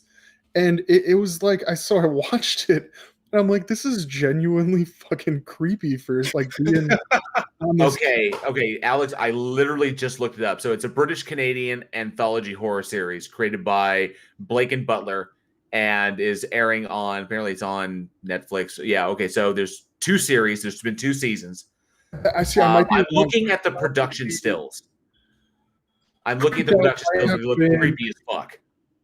Creeped Out might have been the one that's on the. There's one There's one anthology that's on the adults that's super creepy, and then there's one on the kids, and I don't know if Creeped Out was the one that was on the kids. It might have been, but whatever. Either way, I loaded this thing up, and it was like, it was like seriously creepy. It's like, and it's on the kids' Netflix. If anybody else, we got to start them somewhere. No, I understand totally, but it was beyond like okay for being on the kids. I was like, oh my god, yeah, no shit, you're having nightmares. This one was definitely legendary for being being straight to television. I think the next scariest one it made me wonder because originally it was adapted for television. So the It miniseries in 1990. Came many years after this one, but that one was adapted. The first half of that always scared the fuck out of me. Pennywise was scary as shit. Yeah. The clown in the sewer. Are you talking about the original? I'm talking about the original miniseries, the original adaptation. Yes. Yeah. That was scary as fuck. Tim Curry as Pennywise was, shook my childhood. I still bear those scars, probably somewhere in my soul. I don't know, but it was an absolutely amazing performance on it. It was why it was so good. I mean, we're talking, dude, this was fucking darkness. I am darkness. But I couldn't think of anything else on television as scary as these two. Of all the horror stuff that's ever released, I mean, even the closest thing you get, like with Twilight Zone, always made you think. Outer Limits was darker, but always made you think. We watched some episodes of Twilight Zone and Outer Limits in school. They use those as like teaching mediums. Yeah, I took things. It was more cerebral.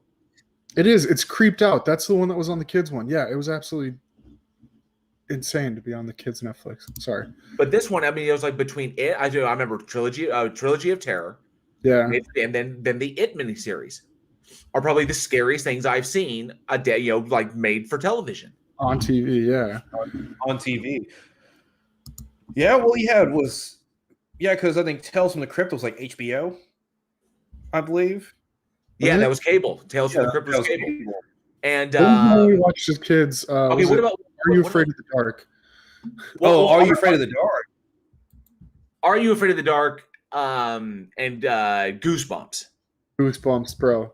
But those were creepy and scary to kids. To like little kids. Yeah. The audience that reads the books.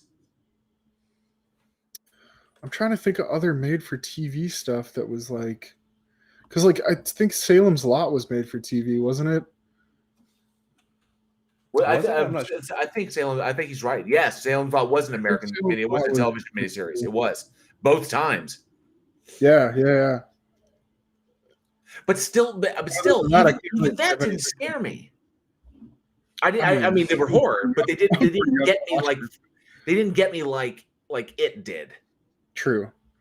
Shit. Or the Zuni Fetish doll did. Yeah. Let's see. Chris Durham. Good to see you. Chris Durham Music Channel. Time to put glaucoma medicine drops in my eyes. Woohoo! I'll be back in 10 minutes. We'll see you in 10 minutes. Wow. Ouch. But I hope you're okay. The special ones, the spicy ones. Ooh, it's spicy. And the George said, good to see you. As Johnny O this week. Johnny is in the background, keeping the stream alive. Yep. Yeah, am I about to, we got four panels on this screen. I don't know why Johnny's not here. I kept expecting him to say something. Why are you making me feel guilty about that shit? And Mandeville says that the TV show did it right, where Pennywise was actually a funny clown, which was the point.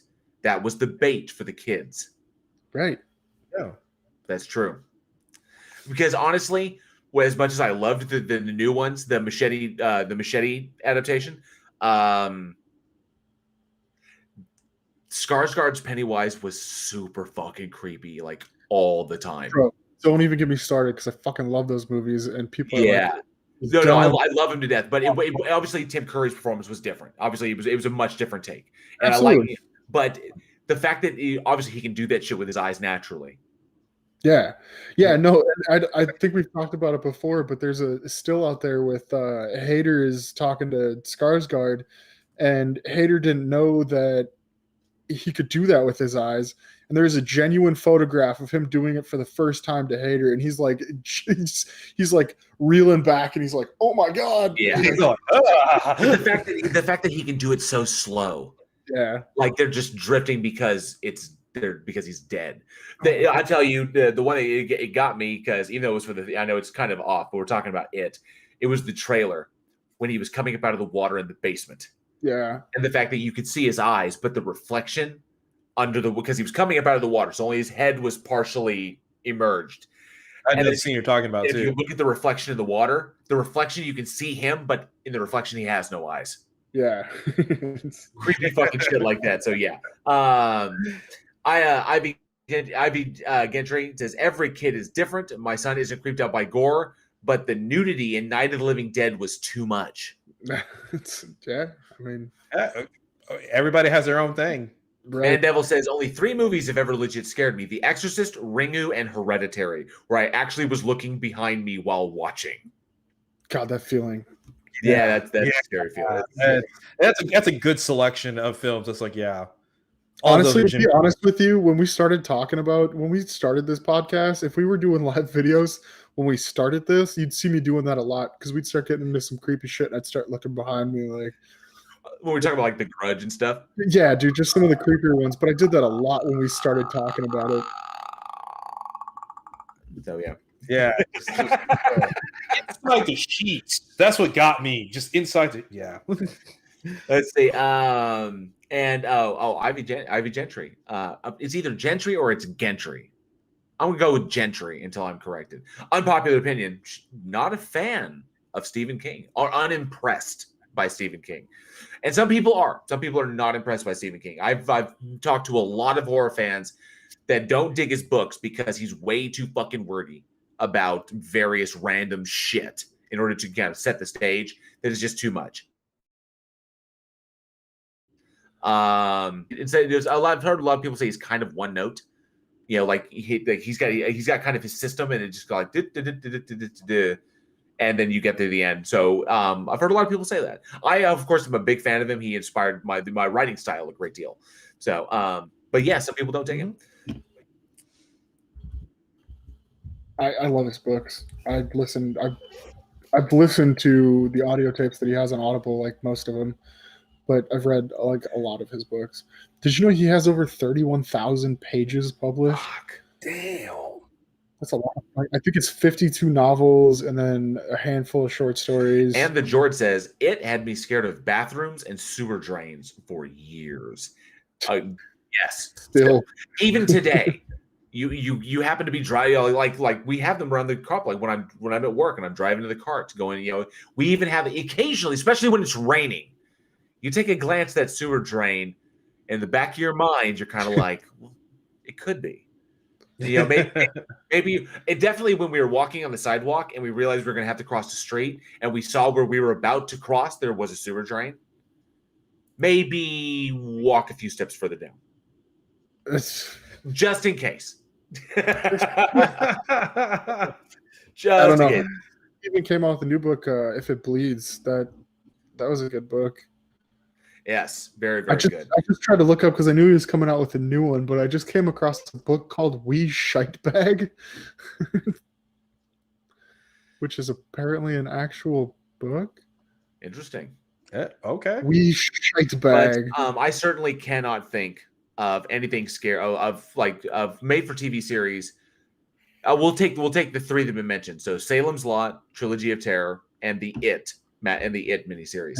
Yeah. Though I think say we could categorize as scary, but think of that. Since 1975, we can think of three legit scary things that have appeared on television, just straight to television. That's fucking crazy. Yeah. Why it doesn't happen more often. Okay, scaring little kids is one thing with Goosebumps or Alone in the Dark or creeping them out with like Erie, Indiana or Freaky Link, something like that. But legitimate for like adult entertainment. I say adult entertainment. That's different. That's on cable. But like Tales from the Crypt and shit. But for this to be made for basic network is where these played. And these were with three since 75. I can't think of another one. Maybe I'm not. Maybe I just can't recall, or maybe I've forgotten it. But if someone knows it, let us know. We'd love to hear about them. But I'd like to ask the audience of Trilogy of Terror, of the three, jail is digging a bigger hole for what plot hole? This has Bigger something to do hole with is what? Anyway, Kristen Stewart or Hellraiser 3. I was a fucking kid, man. He can't. I can't hear you. Now you're just talking to a ghost. Whatever.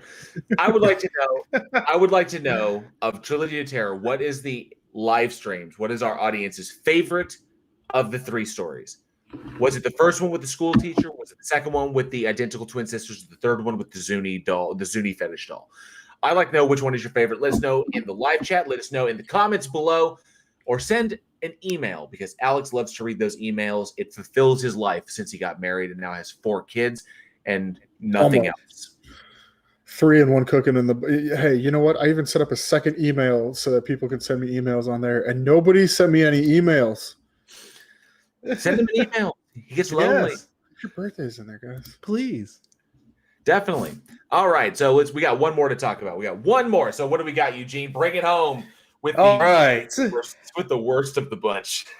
As Jessica G said, I guess we're saving this shit show to the very end. Yes, we are. Do we have to? Come on. This movie has some redeeming qualities. Come on, I love the CG in this film. It's so awesome. It's so do a barrel roll. Yeah, barrel roll. It's so an N64 literally right here. It's so fucking Tron, which is funny because the dude that actually handled the effects in this worked on Tron, that's why he was hired. So it was funny. Well, he phoned in one of those performances. Let me tell you that. Tron paid him probably like $20,000, and Lawnmower Man was like, "What could we get for 3?" Shit.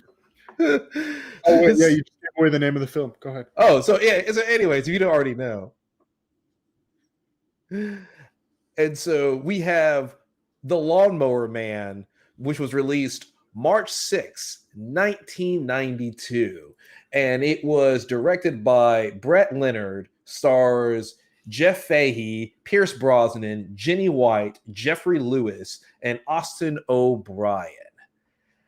And basically, in a nutshell, you have a lawnmower man, a guy who's a little bit slow, who cuts lawns for a living, and Pierce Brosnan goes and brings him into an experiment to kind of start going through simulations and unlocking certain things in his brain, and to the point where the lawnmower man becomes super intelligent. And then shit gets real. Because with super intelligence comes super insanity. Super insanity. As always. Because when you make somebody smart, you always make them crazy. They always want to kill everybody. It always turns out that way. Once you're super smart, you automatically go evil. Because you literally see no purpose to like all of human life. Yeah. Or you either think you're the solution for that, or it should all be ended. So you either be given this is such a Frankenstein of a film, everything that was brought together to make this thing fucking happen. It's no wonder that Stephen King didn't want his name on it. That's actually a fucking lawsuit. Like he sued. Don't put my name on this fucking thing. And then he won They took his name Yeah. off it, but then they did the VHS release, and they put his fucking name on it, so he won additional damages for that shit. With the fucking chimps with fucking tactical training. No. I hate monkeys. And then Oh my god, I didn't realize you hated monkeys so much. This one actually had like weaponized tactical chips in it. Literally tactical chips. I'm playing a video game. No, Ender, it's not a game. Oh, this I can't even touch this one. It was terrible. It's to me, it's the epitome of like 90s like CGI when they're in the simulation and they're like the one mating scene where there's like his head's going over like just fucking weird shit. Weird. It looked like the Transformers Beastmaster series. If you've ever saw those growing up, like in the mid 90s, it's like, no, that CGI was better. Dude, I don't know. I have very little words for this movie. This is one I think when I saw this and I was like, oh my god, because I had some internet issues and so we didn't get to like talk about this before, but I was gonna just let you know that this was not this. I can't. The only thing you have to start with the fact that the only thing Stephen King had to do with this movie was the title. That's it. Nothing else. Yeah. No. And then you got virtual reality cyber sex. And then it has a lot of stuff no one asked for. The whole plot in this. Like, so the whole thing was originally, I think it was an original screenplay called Cyber God. Yeah. Yep. Which obviously would have been honestly a better title because it was only a few years earlier they did Killbots. Lawnmower Man. So the Lawnmower Man, because he does the lawnmower. It was so shoehorned. That's pretty much it. He's I'm not going to use the R word. He's a very, very slow individual. I can't even say he's autistic. He's Forrest Gump. He's Forrest Gump, but it's like they went full. You never go full. He went full. He went full. He went full. This is true. I don't know. I know we're supposed to talk about like aspects of this movie, but I didn't like it. See, Jessica G says, I actually thought people liked this pile of shit. I'm quite glad I'm not the only one in here because it's terrible. And then really Tony follows up with, you hate a movie that Weekend Horror also hates, and you're happy? Shit. Now, hold on, let me go to the calendar. And she follows it up with a simple Jack. Yeah. But yeah, I mean, regardless, the film had some moments that I thought were kind of neat. Now they were pushing the envelope because this was 1995 or 1992. Sorry, this is 1992. Yeah, 92. So early 92 graphics. I mean, the film was actually in production in 91. Okay, so we're talking like at 1991. It was kind of cutting edge as far as what was available for 3D graphic presentation on screen in a film. We just got the internet. It was the internet first came out, and they're talking about 96 when the internet hit. When the internet hit commercially. Oh, I guess you couldn't really get it until, but whatever. It was starting to roll out a little bit at this time. And yes, when you put it in that aspect of like looking into the future and everything, but like I don't know. This one's so hard because it's like, yes, there was the computers and they were all like, oh, the mainframes and pure energy and whatever into the whole thing. But it's like, that's the only thing that was like intelligent about this movie at all whatsoever. And they were even behind on it because there had been movies beforehand that were even more ahead of its. I don't know. I'm sorry. I mean, think about it like this. This movie predated the PlayStation. Yeah, by a couple of years, huh? Yes. Go ahead, Eugene. So I get that it came out in 92, but when you have hackers that came out a couple years later that had better, like, hey, we're attacking a computer, right? You hackers had what this? Yeah, I mean, first of all, Hackers is actually a much better movie than this. And then on top of that, this is like the same year that Terminator 2 came out. There's no excuse for having bad special effects. No excuse. The only reason you liked Hackers because you got to glimpse Angelina Jolie's top in that. You know that. A little bit. And I was really young when I saw it, and the whole blowjob under the table thing was like, it stuck with me for the rest of my life. But yeah. Puberty started the next day. So It was like at the same time. So yeah, Van Devil points out the graphics in the movie are supposed to be occurring inside a 90s computer, to be fair. It's still a terrible movie, though. Can it run Doom? Do what? Can it run Doom? Maybe. That's all I'm worried about. I remember Wolfenstein looking better, though. Wolfenstein did look better. But okay, being a Frankenstein film, it was Stephen King had nothing to do with the damn. Obviously, they took the title of a short story, The Lawnmower Man, which was actually a short story about a satyr, the goat creature from mythology, getting sacrifices for Dionysus. It had nothing to do with this movie. Nothing to do with like computers or virtual reality or that shit. So they took that name and so they could get the clout. So they were basically chasing. They were using the name to kind of sell the product, which is kind of fucked up. We'll talk about that. But then, of course, that were added in order to try and shoehorn to make the title fit was weird because Cyber God, at the original screenplay, didn't have anything to do with having a person mowing a lawn in it. So that was all kind of shoehorned in. Why did they have to put that in there? Can anybody explain to me why that had to be an aspect of the film? I don't know. They could have just gone Cyber God and been like, this is what it is. Right. You could have gone any other direction, but they were like, we got to put a slow person in this film, an intellectually disabled person in this film for whatever reason.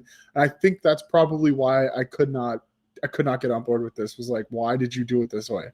It could have been good. I still can't get over what the fuck he turned into in virtual reality when he was attacking his girlfriend. I still don't know what the fuck that was. Nope. I got nothing for you, man.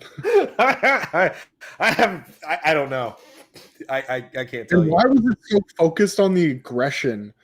Like just the whole like increase in aggression. That was like such a I don't know. Well, that was a trope through the 90s. They did the same thing with Man's Best Friend. We made the dog super smart, but then we have to give him antipsychotics because it made him evil.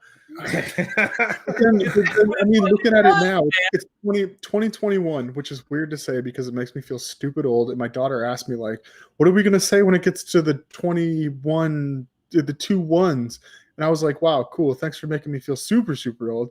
But it was like, we're in 2021 now, and you're talking about smart people, but these are the people that run the world now, like Elon Musk. Like, okay, let's send a rocket to Mars. He's not aggressive. Like, why was it like this in the 90s? Why did they think that was smart? You know what? Why did they, I don't know. This one was hard. Jessica G. Okay. Man Devil says because Stephen King's story was like a 4-page story. It was longer than that, but that probably cost them like $50 to slap his name on the movie so he can make them millions. And goddamn right. Yeah, I mean, we could talk about the horrors of this movie all day long, with the lack of horrors in this horrific movie. But there's one thing I want to talk about. Yeah, there's an ethical conundrum here. There's an ethical thing here that I think. And that is capitalizing on a name. Now, sure, we can, it's not essentially breaking the rules, but they did purchase the Lawnmower Man so they could capitalize solely on King's name. They knew that if you slap King's name on something, because you happen to have access, maybe they even already had the rights, they'd already acquired them, but they couldn't adapt the story well enough. So fuck it. We have this other one. We'll just do this. We'll do some tweaking to the script, slap Stephen King's name on it. Boom, we've got a package. Let's fucking sell it. And King is like, what the fuck are you doing? And he shut that shit down real quick. But, nope. There's something that bugs me about that. It's not inherently against the rules. It's part of the fucking business. Studios are businesses. They have to make money if they want to stay alive. Okay? This is one of the, I think, dirtier tactics. But what do you think? Yeah, it's the thing is with studios are about money, and recognized names sell. That's why you'll take, say, the Jack Reacher series. It has Tom Cruise in it because Tom Cruise, people will go fucking see it. Regardless of whether you like Tom Cruise or not, you may hate his guts. Bring in millions of dollars. So it's always about marketing, because the people who make these decisions, they're not artists, they're not directors trying to create some classic film legacy or something like that. It's about dollar signs. And so they market everything. There was a producer that said that they had Nicole Arbor, the comedian, the famous YouTube comedian. They said they cast Nicole Arbor in a film and then conveniently cut her out, but they still marketed for her to be in it. And she was like, what the fuck? I'm not in this film. I never talked to these people before. I have no idea what the fuck's going on. But that controversy alone created marketing buzz for it. Holy shit. That's okay. The fucked up thing about it too is this when this debuted, it came in on its opening weekend only second behind Wayne's World. At like $7.7 million. And then it went on to gross like $32 million. It had a $10 million budget. So like, I mean, it didn't make a whole lot of money, but like it was number 2 behind Wayne's World. I would have watched Wayne's World for 24 hours straight before I'd go see this movie. You think about that. Think about that from an economic standpoint. Like Eugene, I think can speak to this a lot better than we can. $10 million budget, $33 million at the box office, but the studio knows what that script is worth. They know what Stephen King's name is worth. It was the big independent film for that calendar year. Well, yeah, if they had just put out Cyber God, they might have shot it for $10 million. They probably would have gotten 5 back. Right. But remember, if you when you're going to get financing, because they shot this thing for $10 million. Right. Now, a lot of that financing, I'm willing to bet, and Eugene, back me up if I'm wrong on this. I'm willing to bet a lot of that financing came from the fact that they had Stephen King's name. Yeah. Because the thing is this. So they got the rights to the play, so they can slap Stephen King's name on it, right? Because his name is going to sell, hands down. And so when they go and they switch it over to, it was like the VHS or DVD or something like that, where they're putting it on the new platform, they fucking knew that Stephen King didn't want to put his name on. They put it on anyway, because whatever that lawsuit payment was going to be, they were still going to profit. So even if they have to give Stephen King $2 million as punitive damages, well, they made like $10 or $20 million off of sales. Yeah. It's a business. And they turned around and did it on the VHS as well. It just reminds there's monkeys. There's monkeys in this movie. It's back to the monkeys. It's just shit. It was a shit movie all around. The skeezy, gross 90s lawyers were like, yeah, do it, man. It's only $2.5 million we're gonna have to pay at the most to Stephen King. Just put his name on it. It's just, the whole thing is just shit. Fuck. I don't think I've ever hated a movie that we've ever done on this podcast more than this one. Wait till we get to the 9K. So, yeah, it seems like a very, very dirty practice. I don't agree with it. I'm not so entrenched in the business. I've never been put in a situation where I would have to choose this. I could say, having never experienced it, I could say I would never be one to do that. I would never be one just to grab somebody's big name just so I can slap it on there just to make a quick fucking buck, or to try and, I bought a script for $10,000 or $5,000, whatever. And holy shit, I cannot get anyone to fucking adapt this goddamn thing. I've got to get rid of it, or however much they paid for Cyber God. I've got to get rid of it, or we need a quick buck. We need to make some other money so we can get another bigger project off. So we got this script. Let's do something with this. Well, fucking Stephen King. We have access to this. So let's do that. Slap it on there. Fuck his name. We'll make the money, whatever. No consideration for him whatsoever or his product. It feels shitty. It feels unethical. But I mean, it's a tactic that people that studios have used for years. So it has. It sells tickets. And one thing I've been looking at financing for like a lot of independent films. They say when you are a starting filmmaker and you have a $1 million budget, a $500,000 budget for an indie, your first feature, you should spend 1/3 of your budget on one actor or actress. So you get that.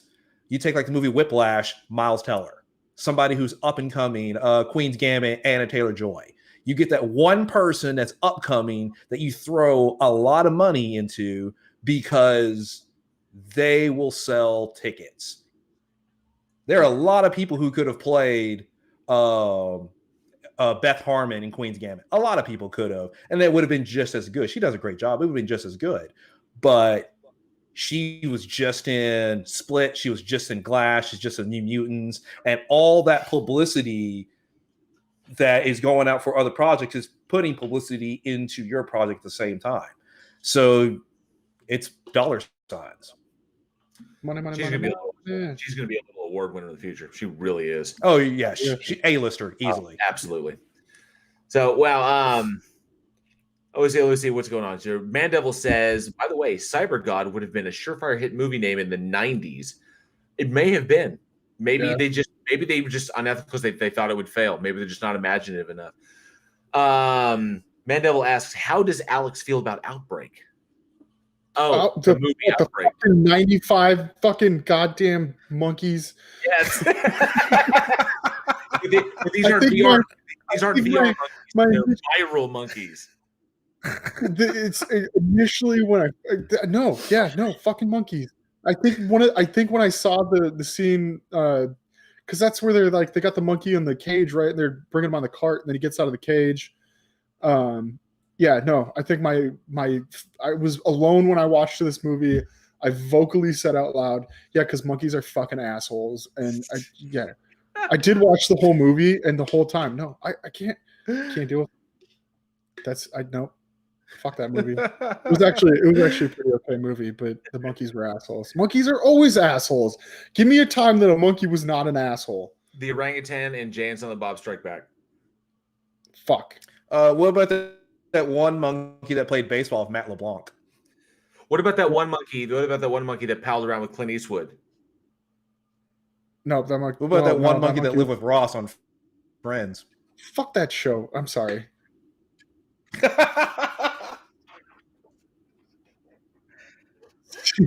There you go. Close enough. Hey, PhD Tony, Johnny's trying to give us science lessons back here in the background. Can you do something about it, please? Every which way but loose. What about 28 Days Later? Because of an asshole monkey.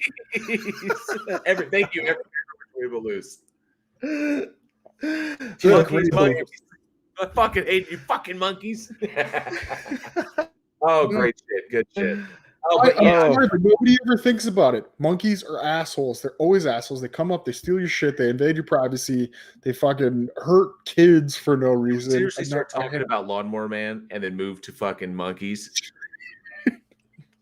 This is like a logical conclusion. This is where we got stuck. This movie's bad. This movie is bad. This is where we hit. We hit like VR monkeys, and it just fucking ended. And we're done. It's like with Contagion doesn't have monkeys, and Curious George. Jeff Fahey gave a nuanced performance, or Patrick, Pierce Brosnan, fresh off of the hit Nomads, was really giving his best to try and create a real connection with Jeff Fahey's less than smart character, the brilliant but overambitious scientist. I'm sorry, I can't even make it. I was going to say, Ginny had a better connection with Forrest Gump. Woo! And she fucking left. Yeah, she left. which we should have done from the theater. I don't. It was a lot of people should have done from the theater. Anyways, monkeys sucked. Man sucked. All right, what do we got? What do we got? All right. So we have you're right shit on this movie for a while, but in the spirit of reboots and remakes and all this other kind of stuff, should somebody actually take Lawnmower Man and remake it? They've tried it. They remake a lot of fucking good movies, like fucking Train to Busan. Take bad movies and remake those, and leave good movies alone. Should they make it? Should they remake it as it is, like the one that we got, or remake it true to the source material? Ooh. Well, we saw what we got, so I'm gonna go source material. Even though that involves somebody like literally eating grass. I don't know, with what they did with with In the Long Grass, with stories like that. We're seeing the Netflix adaptations. Or quite possibly they did like an anthology of King stories. Maybe this one could show up in its original form on Creepshow. See, that could be kind of cool if they did. Oh no, I'm gonna have to talk about that offline. Okay.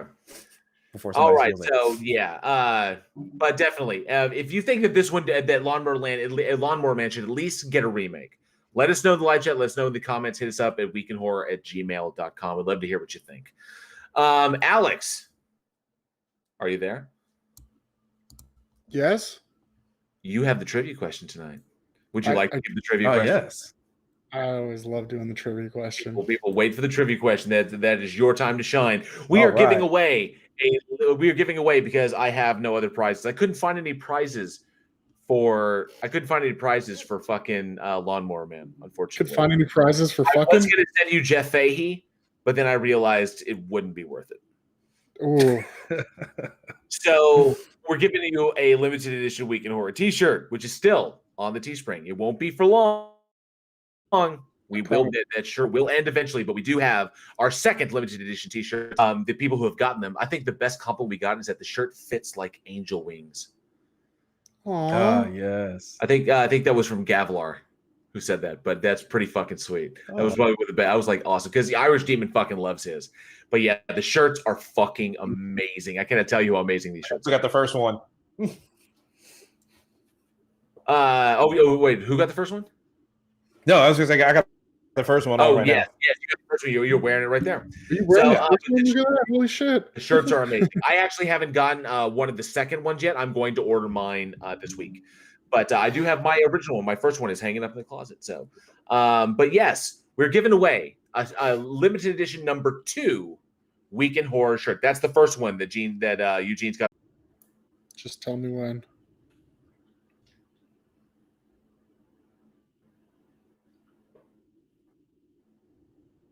Mm-hmm. You'd be better off switching over to like Next Link or something.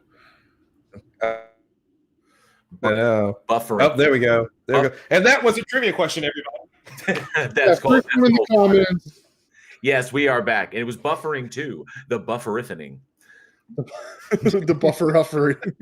So so awesome. So yes, we'll jump in there, but just in case something happens. You know what the prize is? You want to win the prize. I know PhD Tony wants to win this prize. He already has the first shirt. I know he wants to win. He wants to win a second one. Alex, give him the question, man. The trivia question of the night. Do I do it in a voice? The trivia. Yeah, you can do it in a voice. If you do, Johnny will buy you a monster. I don't. Oh, I guess he won't. He's like, I won't. All right, trivia question for tonight.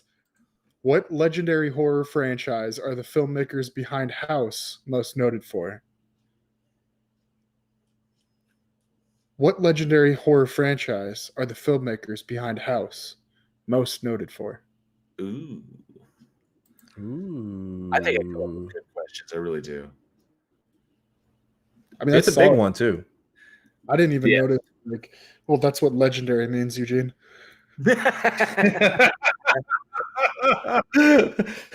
All right, first one to get the answer in the chat, correct. Unfortunately, no, Mandevil, it is not Nightmare on Elm Street.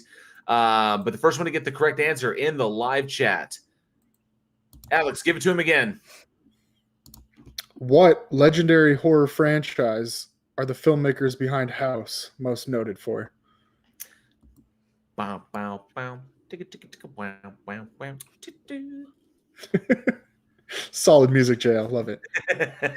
Well, I would play the premiere music from YouTube, but I don't want to drive everybody out of the live chat. Thank you. And Jinju gets it. Boom. Yeah. Oh, there we go. Jinju gets it. Yes, it was Friday the 13th. Mandevil, unfortunately, not Ghoulies, although that would have been awesome if it was. Yes, it was Friday the 13th. The individuals involved with House. I actually got to pull my notes back up because I was on something else. But the individuals involved in House were Sean S. Cunningham, who produced the film. He was the director of the original Friday the 13th. Steve Miner, who actually directed Friday the 13th Part 2 and Friday the 13th Part 3. And Fred Decker, who actually what was it? Fred? No, it wasn't Fred Decker. It was Ethan Wiley. Yes. No. Sorry. It was Harry Manfredini who did the music composition for Friday the 13th, and actually, I think it was one of the writers. I think, but either way, the majority of the people behind House were originally involved in the Friday the 13th franchise because it was Sean S. Cunningham who brought them all together. And the script was actually co-written. It was Fred Decker, and I think Ethan Wiley, but Fred Decker was responsible for Night of the Creeps, stuff like that. So, but yes, Friday the 13th was the original one. So congratulations, and oh, look at that, he won it fair too. Jinju, congratulations, awesome. Now the greatest American hero. So congratulations. Oh, good night, PhD Tony. Thank you for stopping by. Have a good rest. I know wait a minute, you're 15 hours ahead of us. So that would be 10 plus 3. Is it? It'd be 123 over there. In the afternoon? Yeah. I guess he didn't have it. I guess he didn't have his insure this morning. He just said take care all. He didn't say he was going to bed. Well, I don't know. He's really old. Oof. Like so old. I don't know you, PhD Tony, but I'm sorry for all the shit that these guys get. We usually see the shit we give him on Sundays. Oh, fucking hell. But yes, congratulations to Jinju. Friday the 13th was the franchise. We will send you a limited edition shirt straight to you. Commander Darklight 323. What's the matter? Johnny just said fucking bullshit. What is it? Oh, sorry. Jinju, Metamucil and a nap. That is what PhD Tony needs. Because when you get to 1,000 years old, things just don't slide through like they used to. See, that'd be fucking impressive, though. I don't have that regularity anymore. Oh, Mandevil says, hey, I played RPG games with Tony when we were teens. Don't call him old. Mandevil, you're Satan. So you're like beginning of time. You know? Dear so God. Yeah, of course. Man, Tony you're just fucking of bash. course Tony was there when you were a teenager. What was the Big Bang like? Jail just killed 2 of our fucking. Of course Tony was there at the beginning of time. Of course he was a teenager. And one of them's a Patreon, bro. You're killing our fucking income. When God flipped the lights on the universe, Tony was like, hey, we're trying to save power around here. That shit costs money. What is this thermocyclic increase? We need to keep it 66 degrees around here at all times. He said, let there be light. And Man Devil said, no. Have you seen the electric bill? This is true. Oh, holy shit. Man, fucking fantastic. Jinju, congratulations on winning the trivia question tonight. This brings another episode of Week in Horror to a close. We want to thank you all so much for listening, and we truly hope you enjoyed the show.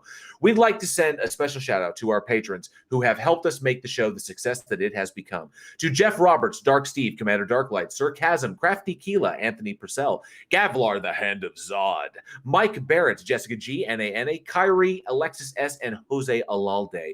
We thank you so much for your support. Visit us at weekinhorror.net, where you can find links to all of our episodes, our bios, our merch store at Teespring, and of course, enter your email for a permanent entry to win a mystery horror shirt every month. We have that drawing coming up on the 1st of March. It could be you. For more horror entertainment, be sure to check us out on Facebook, Twitter, and on Instagram. Followers get our daily splatter, a little bit of horror info every single day right to your feed. You never know what you may discover. We really hope you enjoyed this new live format, and we'd love to get your feedback. Subscribe to the channel, smash that fucking bell like a zombie head for all the latest from the show. Hit us up with your comments at weekinhorror@gmail.com. We'd love to hear what you have to say. And lastly, if you truly love what we do here and you would like and are able to support our production, you can through our PayPal and through our Patreon. We have patron tiers as low as $1 a month. You get bonus and exclusive content. You get horror films every single month, depending upon the tier you choose. But as low as $1, we to give you a shout out on the show. Links to everything, including our Discord community, where you can find film recommendations, trailers, trivia games, and you can even interact with us directly, are all below in the description. Check us out. We stream movies there, movies that we own. We like to sit around and talk horror movies. I have shown so much cool shit. Jessica G is our stream queen. Once she gets her internet back up and ready the way she likes it, she's going to start streaming as well. Great shit in there. But we know that all these are trying fucking times. Things have been really fucking hard out there for a lot of people. And people want to support what they can. And that is quite all right. As always, simply liking and sharing the show to your local horror community is the absolute best way to help us continue to grow. We appreciate each and every single one of you for your continued listenership. I am JL. And I'm Eugene. And I'm Alex. We will see you all next week. And as always, stay scared.